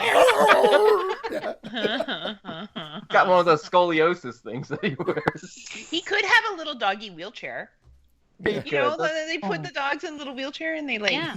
Yeah. They zoom around. It's so Yeah. fun to watch them when They do that with frogs also when they take off the legs to eat them. Gay frogs? The gay frog. Only gay frogs, though. Dave, you How do you know remember? they're gay? How do French you know they're restaurants gay? have all these frogs in wheelchairs running around in the Dave, do you kitchen. remember the Dollies for Froggies program? No. No? I thought No. you would get that from George Carlin. Oh shit! Dollies for Froggies. I forgot. All right. Gay. What? And how would? Are they seeing penises and seeing them fuck? Anyway, forget it. We don't have time. For another day. For another day. All right. Saint Maud. Written and directed by Rose Glass, who is in fact a woman in horror. Just sister. Is it George's sister? George Glass? Yeah, it is George Glass. They called me Mrs. Glass. Oh my- All right. Follow a pious nurse who becomes dangerously obsessed with saving the soul of her dying patient. And you know what? I'll just say it right now. I thought, and I mean, I know I picked Red State. That was like my pick for like this week that got voted on. But I think it paired up really well dealing with the extremes. Am I not being heard? No, No, you're I was being heard, just no one agrees. Oh no, I- because I saw Dave point. I saw Dave pointing like maybe something was wrong. I'm right? pointing because I was gonna say that to me. I was gonna say this is a B movie. Just saying. We'll see. Hey, Guys, oh, it's a a Brandon movie, not a Oh. B movie. Heather. What did I tell you? What did I tell you, Heather? I'm It's a sorry, B Dave. movie, and he's gonna interpret it his way. I know it is. You gonna interpret it the way that's Well, gonna Brandon Heather? and I interpreted it the same way. So. It's a mind meld. This is not a supernatural film. I'm sorry. No, Can we? it's not. Can we? I'll just say this: for a directorial debut, it was phenomenal. The Yeah. acting, the cinematography The script? were great. Score. Like everything. Yeah. Oh, the score was amazing. Everything was. I was like, wow, this checked off so many boxes.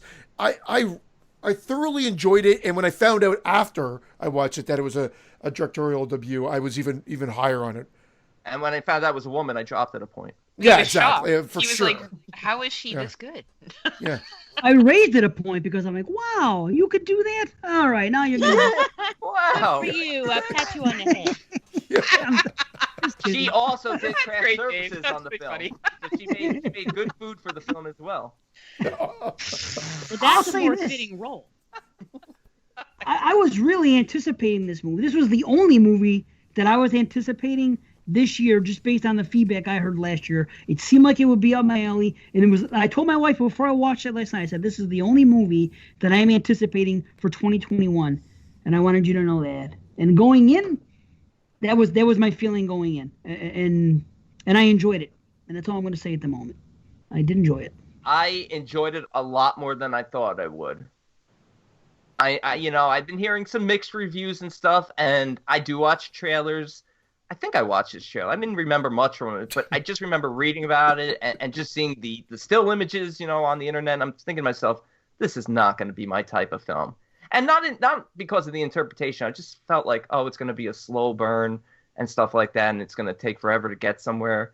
But this really works well, given the fact it did drag for a little bit for the first 30 minutes.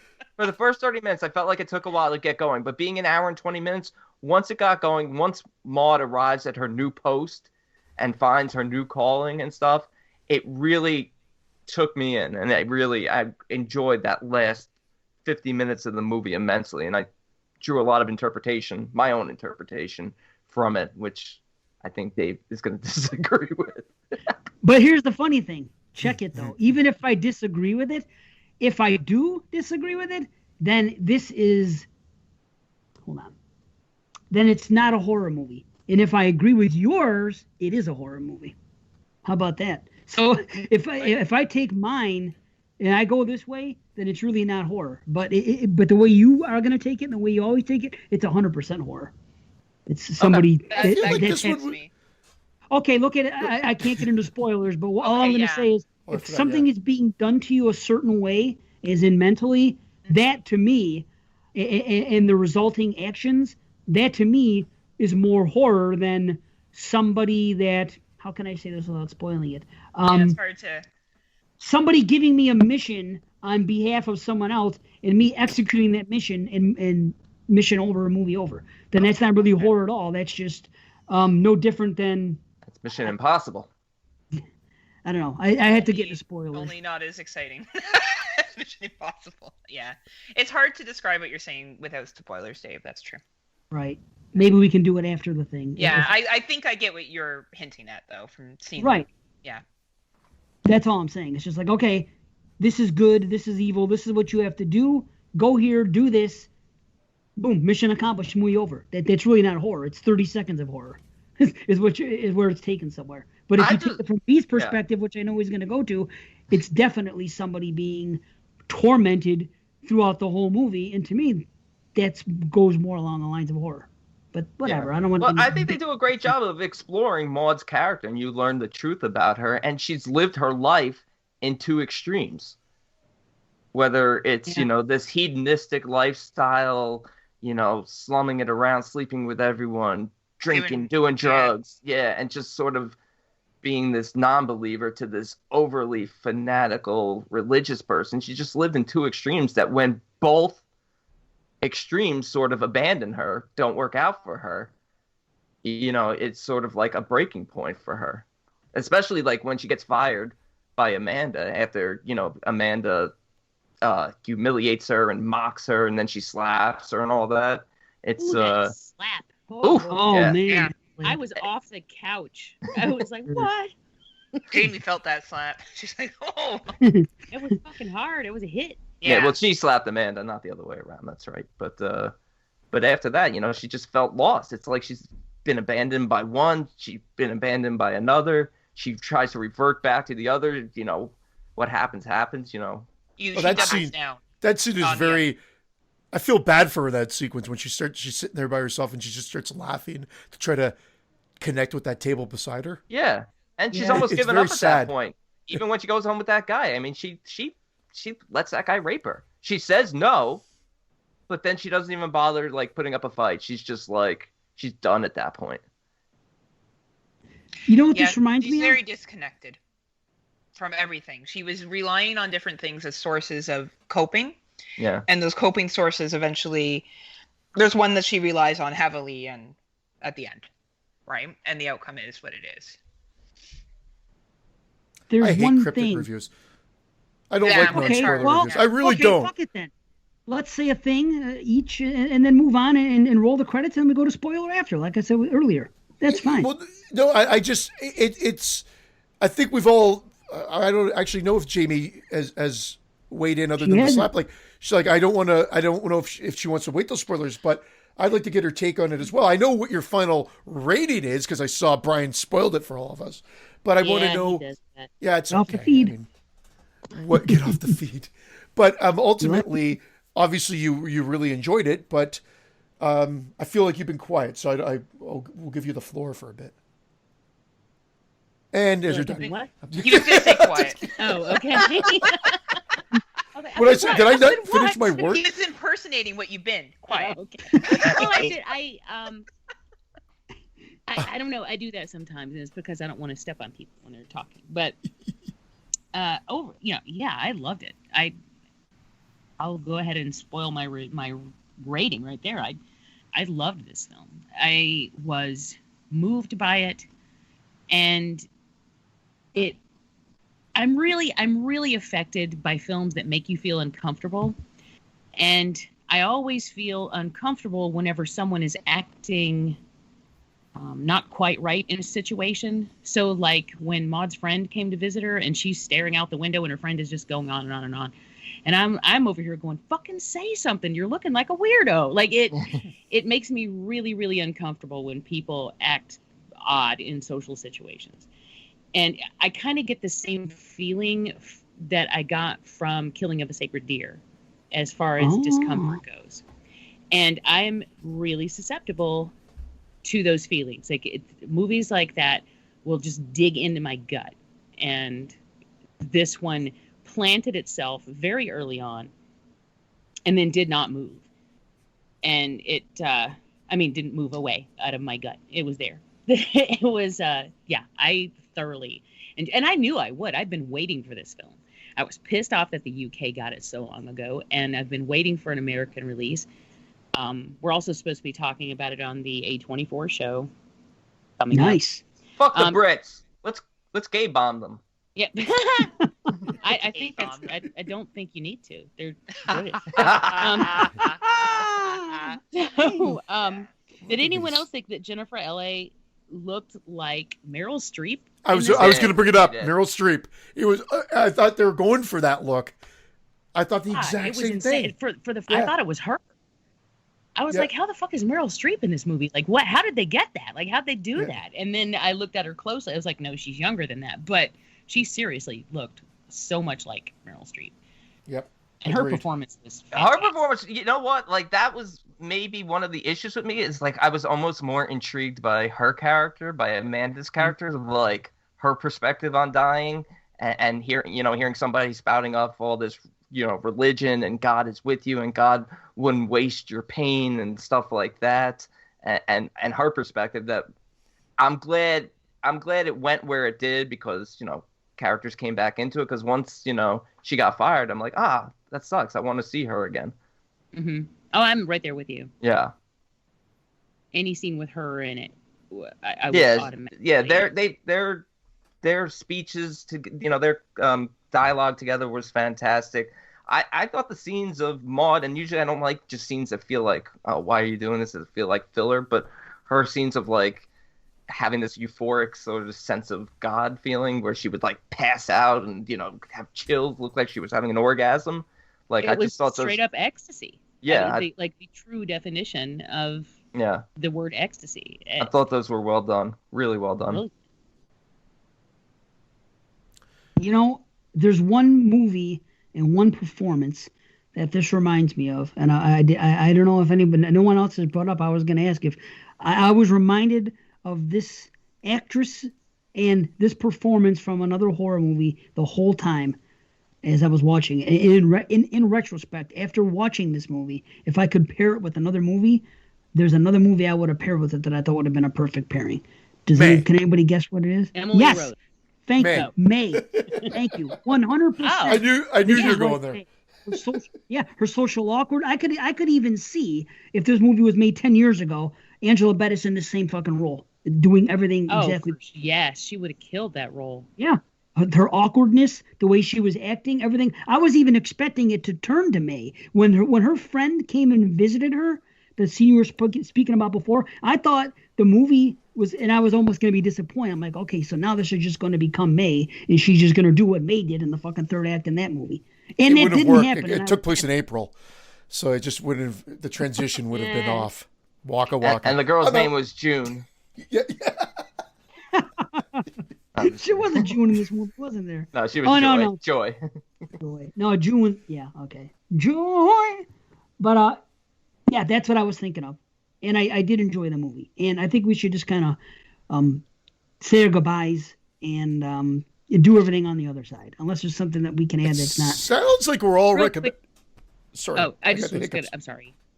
No, I was just gonna say. What are you, a I Canadian? The person that could have nailed this. What is Dakota Johnson? Going off of her performance in Suspiria, I think that she would have been really good in this role. I think Don Johnson would have been good in it. Don Johnson. I mean, he can do just about anything. So. Hey, That's funny. That's true. He made Dakota. So he can do just about anything. So is it safe to say we all recommend at least giving this a shot? I'm not as high on it as you guys are. That's why I've been so quiet. I think it's a very well-made film. I think it was written beautifully. I have some issues with the themes that were used here. I don't think either one were used well. But I think if you enjoy 24 films and you enjoy things like the build-up of something like Black Coat's Daughter, you'll enjoy this. But know that walking into this, that this is something that you're really going to have to pay attention to. It's not a light watch. It is a heavy watch. And I would just want to give that caveat before recommending it to someone. I think this is going to be someone you have to like a specific type of taste. I think personally that's to enjoy this. smart. Good call, Heather, because True. you're a horror fan who does not like stuff like this just anyway. If all you're after in horror is fun and gore, and I'm not saying that that's not valued. You know, it's some people only like fun and gore. Some people like other things. You know, but if you're the type of person that goes to horror strictly because you like blood and you just want to have a good time with it, then you're probably not going to like this film. Yeah, I agree. Okay, well, we'll see you guys on the other side of the outro. So we'll say goodbye for now, and we'll have a spoiler review just to make sure everybody realizes spoilers coming up. Yeah. Stick around. And if not, we'll see you guys on show 130. And you guys want to plug something before you go? 135. Yeah. 35. There you go. Issue 135. Well, listen to Friday Nightmares. Dave always promotes us, and Dave is a great listener, and we're going to have Dave on our show. So we're so excited to have Dave on there. That's Friday Nightmares podcast. You can find us under the Kill the Cast banner on Legion, and I've just started a new podcast called the Slumber Party Massacre with with Lacey and Rebecca and Carly, and it's pretty big jokes. So we recorded our first episode. Lacey's in the process of editing. It should be released soon. That will be a monthly podcast for however long we're able to manage that for. So one episode. Yeah, that's it for me. Yeah, that's what we're thinking. But it will be a hell of an episode, Christian. It's a one episode fucker. Awesome. Jamie, do you have anything, even though you're like kind of out of the game, but is there anything you got coming up? Nope. I'm just kidding. Let's see. I'm going to be on Exploding Heads. Oh. Yes, for sure. Yeah. If you're listening, if you've gotten this far, you know that already. And we do have 2 more A24 shows coming up on the podcast Under the Stairs that I'm. That would be A48 shows. Taking part, right? Awesome. Okay. And I would like to plug my phone in and charge it. Wow. Almost there, buddy. You'll be Thank shoveling God. snow. I might even cut that joke out. You're not gonna, gotta laugh. So yeah, see you guys episode 135. We're going to be doing the Annabelle trilogy, and we are going to have special guests again. So thank you, and see hopefully a lot of you on the flip side. So peace out. Manchichi, manchichi.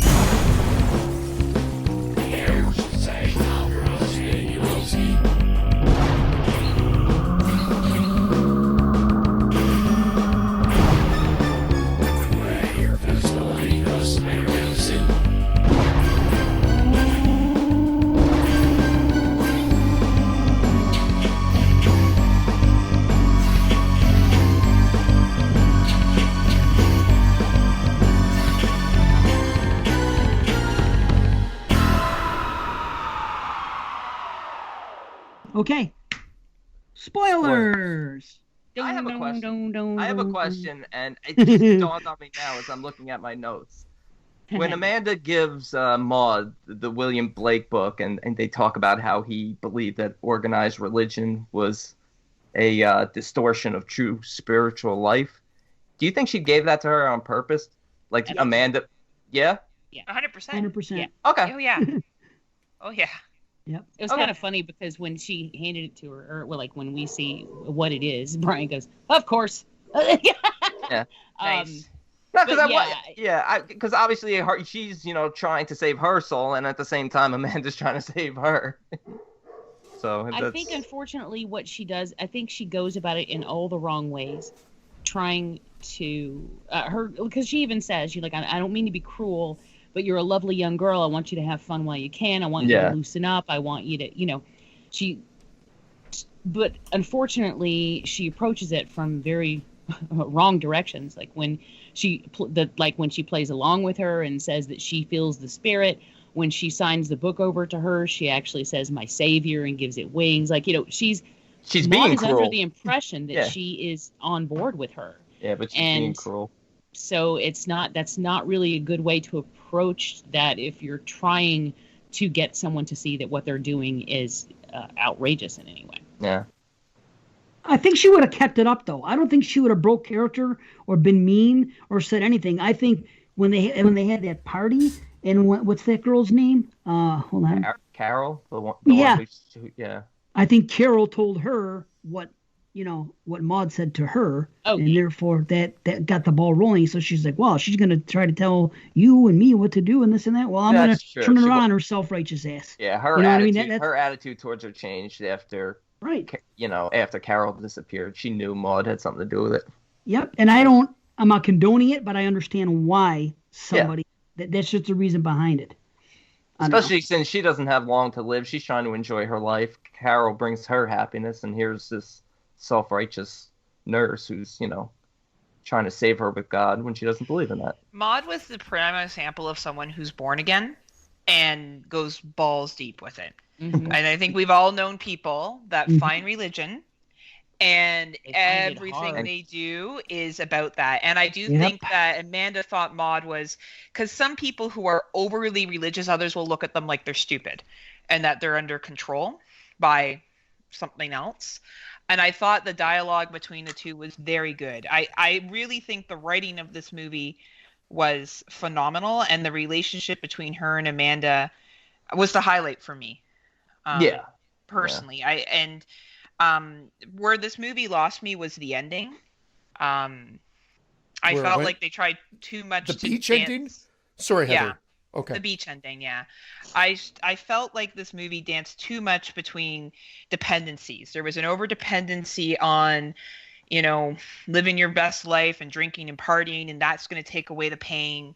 And then there was this over-dependency on religion, and she was trying to treat a mental health issue, and neither one were doing it. And at the end, her mental health issue won. And I just found that not enjoyable for me. I can see why other people would like that storyline. I just personally didn't enjoy it. Well, the only reason why I'm a little bit more forgiving is I feel like they tiptoed the mental illness really well, because I almost feel like Did they, before though? she. There was No, I parts don't- where she's convulsing on the floor and Yeah. Well, that's after she found God. Don't forget, this is only a year she found God. I have a feeling that in her life as a nurse in the hospital and in her life as a partier and living her best life, as you say, I don't think she was that mentally ill. When she's self-harming, even when you see the cuts on her stomach and you see her burn herself, my feeling is that all that took place after she found God. But you can argue that drinking and excessively partying and going home with different men and allowing yourself to be taken advantage of is self-harming. Like, that may be a version of self-harming as well. Like, I hear you, but to dive that deep into not being, like Christian said it beautifully, she's sitting at the table and she so badly wants to be included and she's not. And she gives a guy a fucking hand job in the bar to try to get him to like her. And he basically gets a good blows her night. off like a hooker. Yeah, She's like, got you know. some issues, but I think they're further exacerbated by her fanatic religion. I don't think it's as severe beforehand. I think if she's not born again, if this person didn't die in the hospital, probably because she was either drunk or hungover or whatever, and she, they talk about, she didn't do a great job, resuscitating that image of her cracking the chest. Ooh. Oh my God. I really do ugh. think, yeah. and I don't want to oversimplify it, but for lack of a better term, they draw a line in the sand that religion is mental illness in this. I mean, I think they directly, by even just showcasing it, and that last shot, that end scene is really, you're right, Heather, you say it won. And ultimately, I think it's just spiraling down. Like, there's that whole sequence where she comes back and she says, "There's nothing." Is it Rebecca? Again, the Meryl Streep lookalike. There's nothing. There's nothing Amanda. out there. Amanda. I'm sorry. I always do this. You've got nothing to look forward to. Like, almost like kind of to crush her, but she's too far gone at that point. But I think her death is almost seen as a victory for her, because she's done her task and now it's time to move on. Because God even says you're only here when she hears the voice, what she thinks is God, which sounds very menacing, which is open to interpretation. Who's really speaking to her? I think she takes that as, okay, I've played around enough here. My mission is complete. It's time for me to be a grand sacrifice and move on to a higher plane. What I love about that last shot is that we see when she first does the immolation, we see what her initial, what she sees this as yes, it's like this grand basically she's moving herself into sainthood. She's martyring herself so that she can then truly become Saint Maud. And then you see the beach reaction of the people.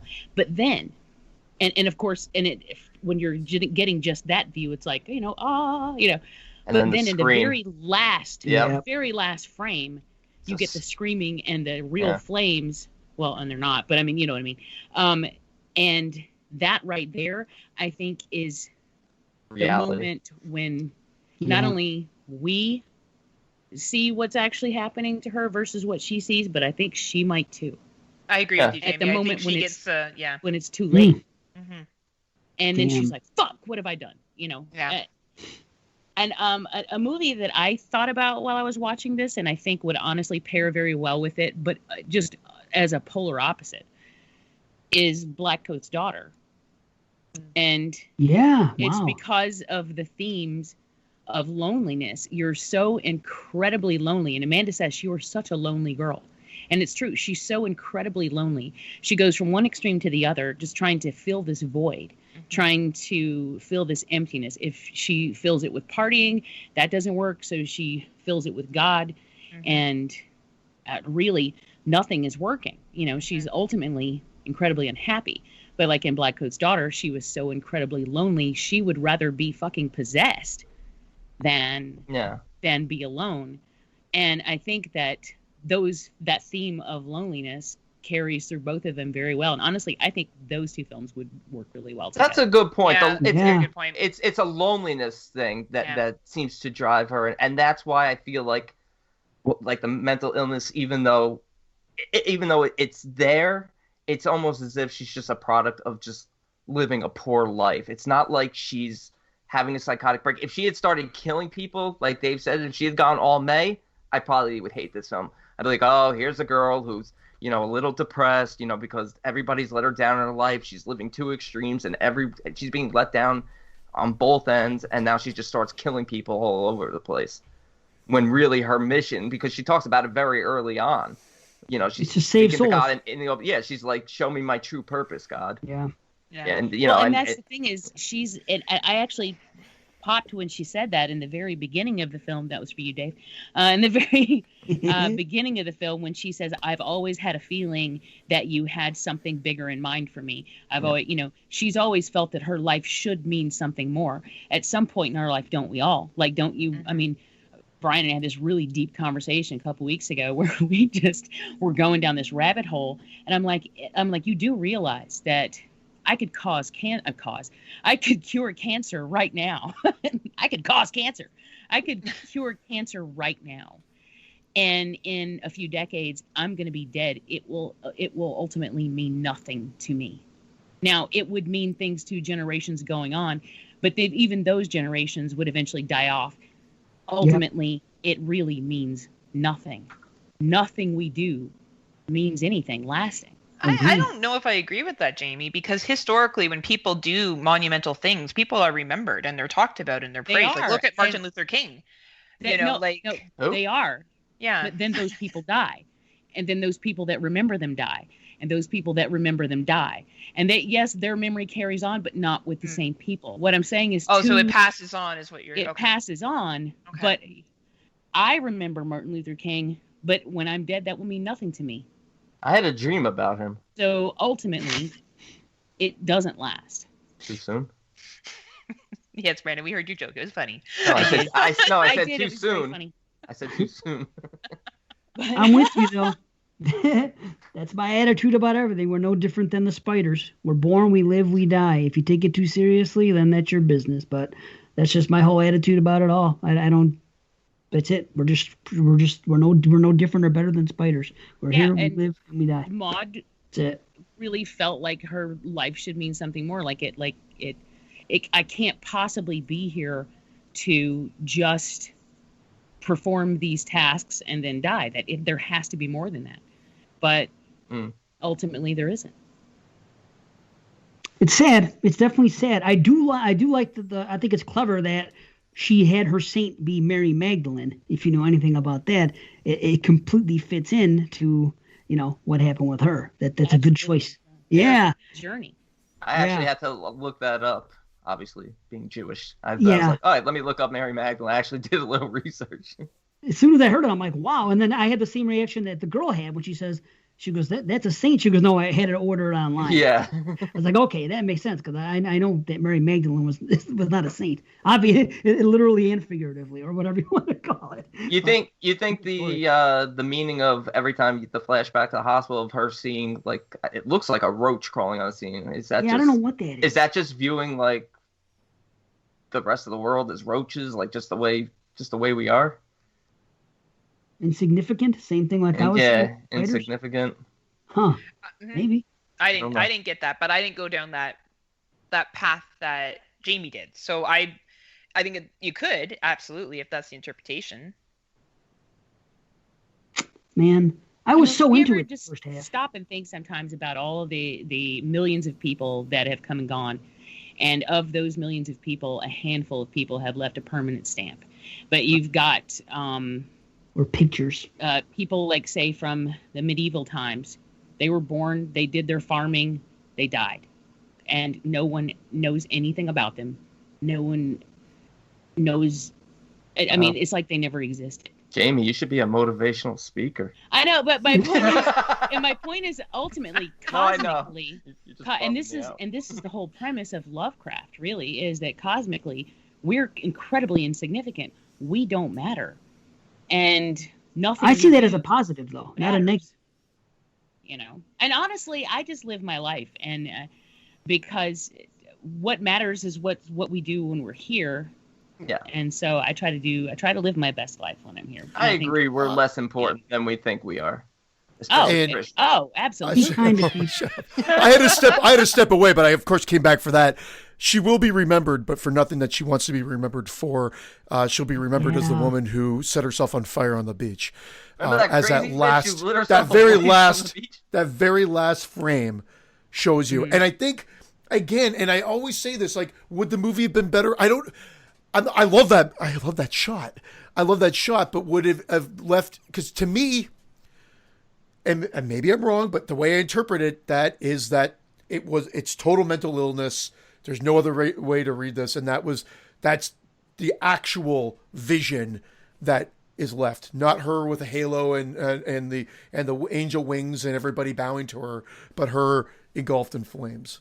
Yeah, absolutely. Yep. I think that's the only way you can interpret it. I think everything you see, angelic, the levitation, the wings she sees, the wings in the clouds, everything at that point is just a break from reality and what she wants to see. And Amanda even says it to her earlier in the film, because when she has to come back earlier in the film to take care of Amanda when she gets too drunk, she says, "Do you recognize that he's wearing that he has plugs?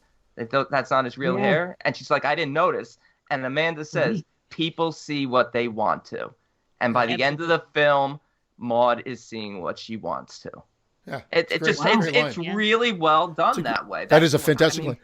Well, Dave, you alluded to seeing it one way makes it horror, seen it another way does not. Admittedly, I had to step aside to buy me some more time here, so I was gone for about 5 minutes. So I don't know if you touched upon that or not. No. Let me say this. The Brandon experience, the Brandon reading of it, the typical B, this time I'm on board with it. Okay? Yeah. But once again, it makes the movie not as fun. It's more fun for me to think that, this is cool, that God came in, grabbed this person, did this, they killed the demon, and their mission is over. To me, that's a better story. And I enjoy it more when it has supernatural elements in it. That's why I try not to go down that road. But I have to be honest with myself. When I watch the movie and at the end, I do interpret it the Brandon way. But what I'm saying is this. If you interpret it supernaturally, it's just a regular movie. The girl gets an assignment from God, goes and visits this person. This person shows that they're actually a demon in disguise. She kills that demon. Movie's over. That's really not horror except for those freaking 30 seconds. But if you interpret it the other way... powerful 30 seconds. Holy shit. That is the wow moment of the fucking year. I don't think anything's going to... I did not expect that 1 iota, and it blew me. When she does that? Dude. When she starts... Yeah. I jumped out of my seat. Even laughing at first. I jumped up further out of my seat than Jamie jumped out when the slap happened. I did too. I jumped. It blew my socks. It blew my socks clean off my feet. I still haven't found that pair. Yeah. You just blew my socks off. It's funny, when we were watching this, Brian's like, he's like, this is a really good movie. He's like, it's really good, but it's not horror. And I was like, give it a minute. I was like, just give it time. And I'm like, remember what you said about Rent-A-Pal? Because we were watching the film. He's like, damn, this is a really good movie, but it's not a horror film. And then, like, in the last 10 minutes, it just turns you on its head. And you're like, what the fuck? Well, and I was like, just give it a minute. And I'll say maybe 5 minutes later, she goes into the bedroom, and then that whole scene happens, and he's like, oh, okay, yeah. But again, it's the presentation, the score that Brandon brought up earlier as well, which I thoroughly agree with. It's that score is haunting throughout. Like it's an unsettling feeling throughout. This, to me, actually plays out more horror than Red State did. Yes, I agree with that. True. I agree with that. I would agree with that. I mean, again, they're both. Red State is a very realistic horror. I would like Red State more now. I'm thinking if it was what you said, if it was God who came down.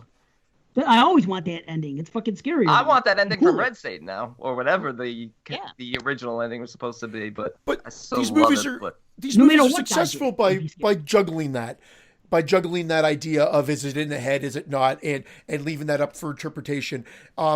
But I do think that this one does, like I said, draw a line. I mean, I think it doesn't just give us hints. I think by showing us that final shot of her engulfed in flames, I really believe it gives you the answer. And again, maybe that's, again, just my interpretation of it, but I think it's straight out saying, nope, crazy. No, she's a skeleton on fire. Yeah, she couldn't. And what's sad is that. Sorry. Sorry. Sorry, you go. To me, the ultimate sadness of this is that people who witnessed that, and then, you said earlier that she's going to be remembered as that crazy bitch who set herself on fire on the beach. Yeah. When they go to her apartment, or like her flat, when they go, they're going to see all of this religious iconography. They're going to see this whole altar, this shrine set up, and they're going to go, yep, she was a nut. Like, that's it. Yeah. That's as far as that's going to go. But the sad thing is there was so much more going on with her, and no one will ever know that. No one will ever understand what she was battling with internally, because they'll just say, oh, religious nut, and write it off.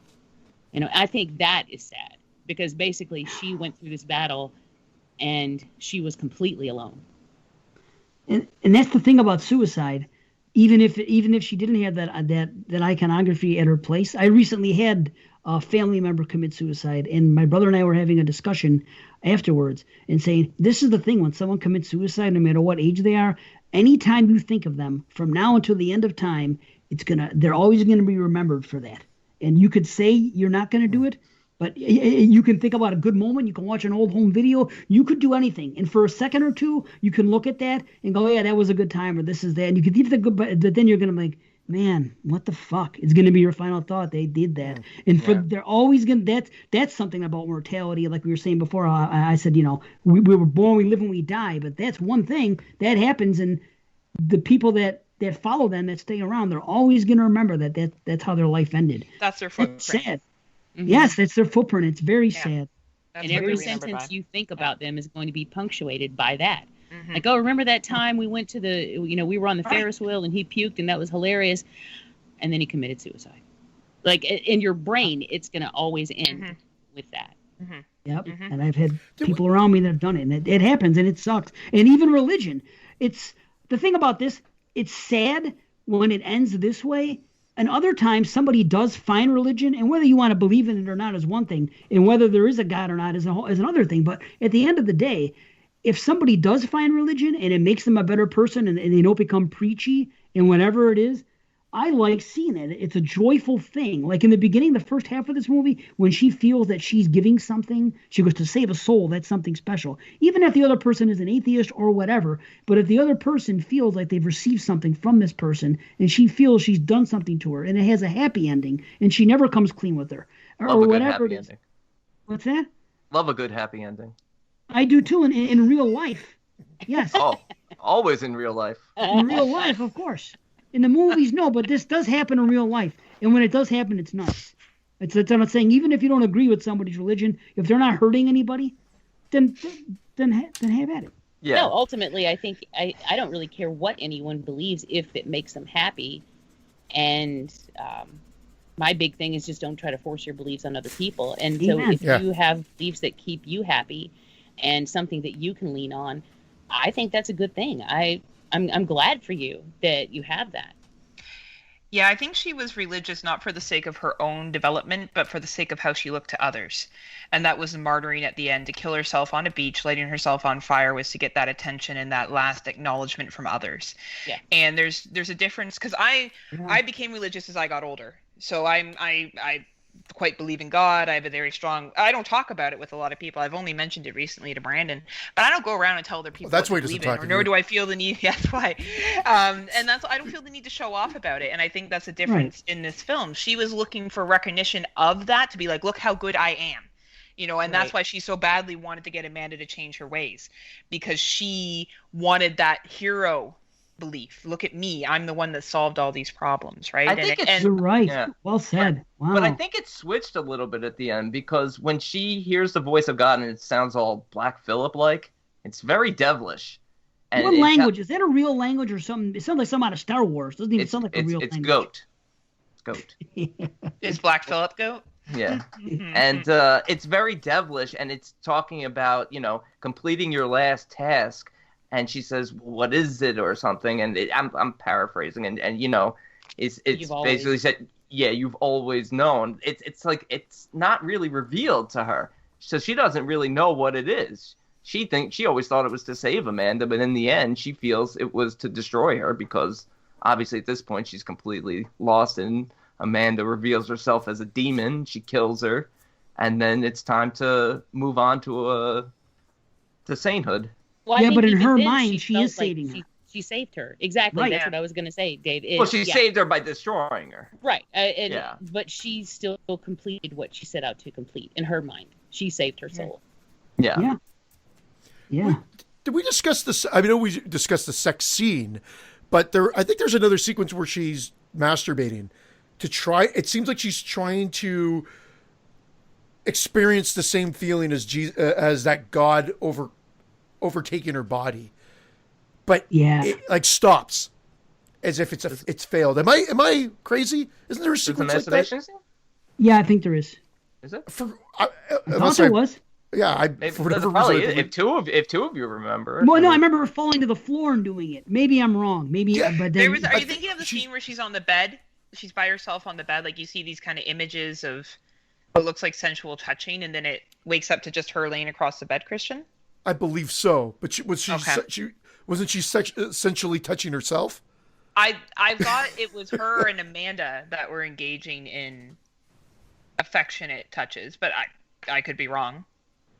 Okay, I guess my point was like I feel like she was trying to find a way to mimic that feeling, and it was failed. And so then she goes the sexual route, and then that's failed, and nothing can seem to give her this feeling other than God. Just another layer. Whether right or wrong, for whatever reason, I'm gonna have to rewatch this. And it's gonna have to be rewatched anyway because I'm on the cusp of an exploding head, and I don't know if I give it a full exploding head or the very high of a half. But I've very much enjoyed it, and I think I went to the full. Quarter? Yeah, a 3/4 exploding head. Thank you, Jamie. High the half. The reason I think I would lean towards the full is again the weight I'm going to give that one extra half point. I think to the fact that it was a directorial debut. And I think she did a fantastic job here. Mm-hmm. I think just from the performances she got from these actresses or everybody in the movie, the cinematography in it, the script as you talked about, Heather. Well, everybody talked about the script, but just everything together. I mean, really, that's what you want. Like, I would be so proud. The downfall is I don't want to call it a masterpiece because I would hate to set her up for failure. Imagine that being your first movie and you're told it's a masterpiece. You're always going to feel like you're in a shadow already. So it's a damn good movie. Masterpiece. No, it's not. But it's a damn good movie. I enjoyed it a lot more than I thought I would. What's your rate? Go ahead. I'm a half head explosion. I really thought I was going to hate this movie, but I like what she did with the characters because, like Heather, I thought it was just going to be all straight up mental illness, and as much as I like a good mental illness film, I like a good mental illness film. Not any mental illness film. And I feel like they portray it too exaggerated and they almost glamorize it today. And it's just not what it is. Indeed. And I think this, like I said, I felt like even though she was definitely unwell, there were at least no scenes of her swallowing pills and doing all this. It wasn't like she was diagnosed with, and it wasn't like she's walking around, I'm bipolar, I'm this, and stigmatizing the specific diagnoses. She was stigmatizing. Yeah, so I really thought this director did a really good job of balancing those things, and I just really loved all the performances and the score, and especially the second half of the film. So I'm in the half head rating for first view. I thought I was going to be a full head. I was hoping to be a full head going in, and I was not. I was a half. I do want to watch it again, especially based on some of the stuff in this discussion. But I thought I was going to like it a lot more. I was really jazzed up to see it. At the end, it's a pretty good movie. I just don't. At this point, I thought I'd be higher coming in. I did like it. I don't know. Here, this is a question I have. I didn't have subtitles on this movie, and it kind of hurt the experience a little bit again because, and this is a serious question, they live in Coney Island, okay? Yeah. I mean, it's not Brooklyn, Coney Island. It's a fake Coney Island. Oh, wait a minute. Rewind. Where is it, Jamie? They're in England. She's in the UK. Yeah. Oh, what the fuck? See, that's why that was going to be my statement. I'm like, how come these people are in New York? Oh, they're outside London. They even say, come back to London. You know that doesn't look like Coney Island. I never been there. I'm from Buffalo. You've never I don't been to go how fucking are New you? York How have City. you never been to Coney But Island? it's an You're 8-hour right. drive, and when He's it from comes time to Buffalo. He's not from vacation- real New York. No, I know, but go where surely it's he's warm. been to the city. No. If I take a vacation, I go where it's warm. Fuck New York. No, I'm not saying I'd never want to go there. I'd like to go on a New Year's Eve or something. I Americans. haven't been to Coney Island. So I saw Coney Island a couple of times, and I'm thinking, okay, if they're in New York City, I realize that New York City is called the melting pot. How the fuck is 9 out of 10 people having an accent? And it was bugging me because I'm not good with accents, so I can't understand fucking 25% of the dialogue, and I have no Especially subtitles. English. Yeah. Plus, it was filmed in Oshawa. Yeah. Or Ottawa. Okay, so that changes everything. So there's a reason they all had their accents now. Yeah. Full I head. saw Coney Island too. I'm like, wait, they're in New York, and then I'm like, this is not New York. This I thought it landscape is. Yeah. No, I was like, this is definitely in England. I think it's somewhere. I think it's supposed to be like a UK knockoff Coney Island, or like a nod to. I'm not saying for the film. I mean in real life, like they have like a Coney Island area. That, Yeah, like Paris, Texas. yeah. Same. Jamie, did this person remind you of anybody we know, or used to know, I should say? What happened to this person? Happened to somebody you and I used to know. They set themselves on fire on the beach. No, I think you're talking about the religious thing. Yes. Oh, Yeah, and Yep. I was actually thinking about that. Yeah. Starts with an M, right? Yeah. Yeah. Yeah. It's sad. I mean, she's happy, great, but it's just sad that she distanced from everybody. But anyway, whatever. But it's what I was thinking of when we had that. Anyway, I said it. Half head. So I don't know why. ladies Did go you say first. yours? I'm sorry. No, ladies didn't go first. We fucked up because oh, Christian yeah. I was gonna say. man by nature. So God we're all damn it, Christian. I always Women in thought Horror Month, not Canadians in Horror Month. That's Unless funny. you're a Canadian woman. Canadian in horror months.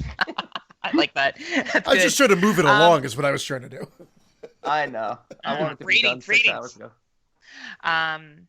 Yeah, I watched this twice this week, and I wouldn't have watched it a second time if it wasn't for Brandon liking it so much. Because originally I was at a mild rumble, but I listened to what he had to say, and I was like, okay, I'll give it a rewatch. So I Explosion. definitely am at a half head explosion. Yay. I think and really, even though it wasn't my jam personally, I had some issues just with how things were presented. I can't take away from the film. This is a high quality made film. The acting, the script, the filming, the directing, it's all there. And I think it's a piece of art, no matter how you look at art, some people will dig it and some people won't like it as much. But as I said previously, if you enjoy, slow burns like Black Cloak's Daughter or whatever it may be, I think you'll enjoy this film. So yeah, that's where I stand on it. Awesome. Well, I think I'm rating it higher than anybody else here. It is a full head explosion for me. Nice. I loved this film, and I can see it being one like in something like the vein of like Midsommar or Witch or The Witch, where the more I watch it, the more I grow to love it.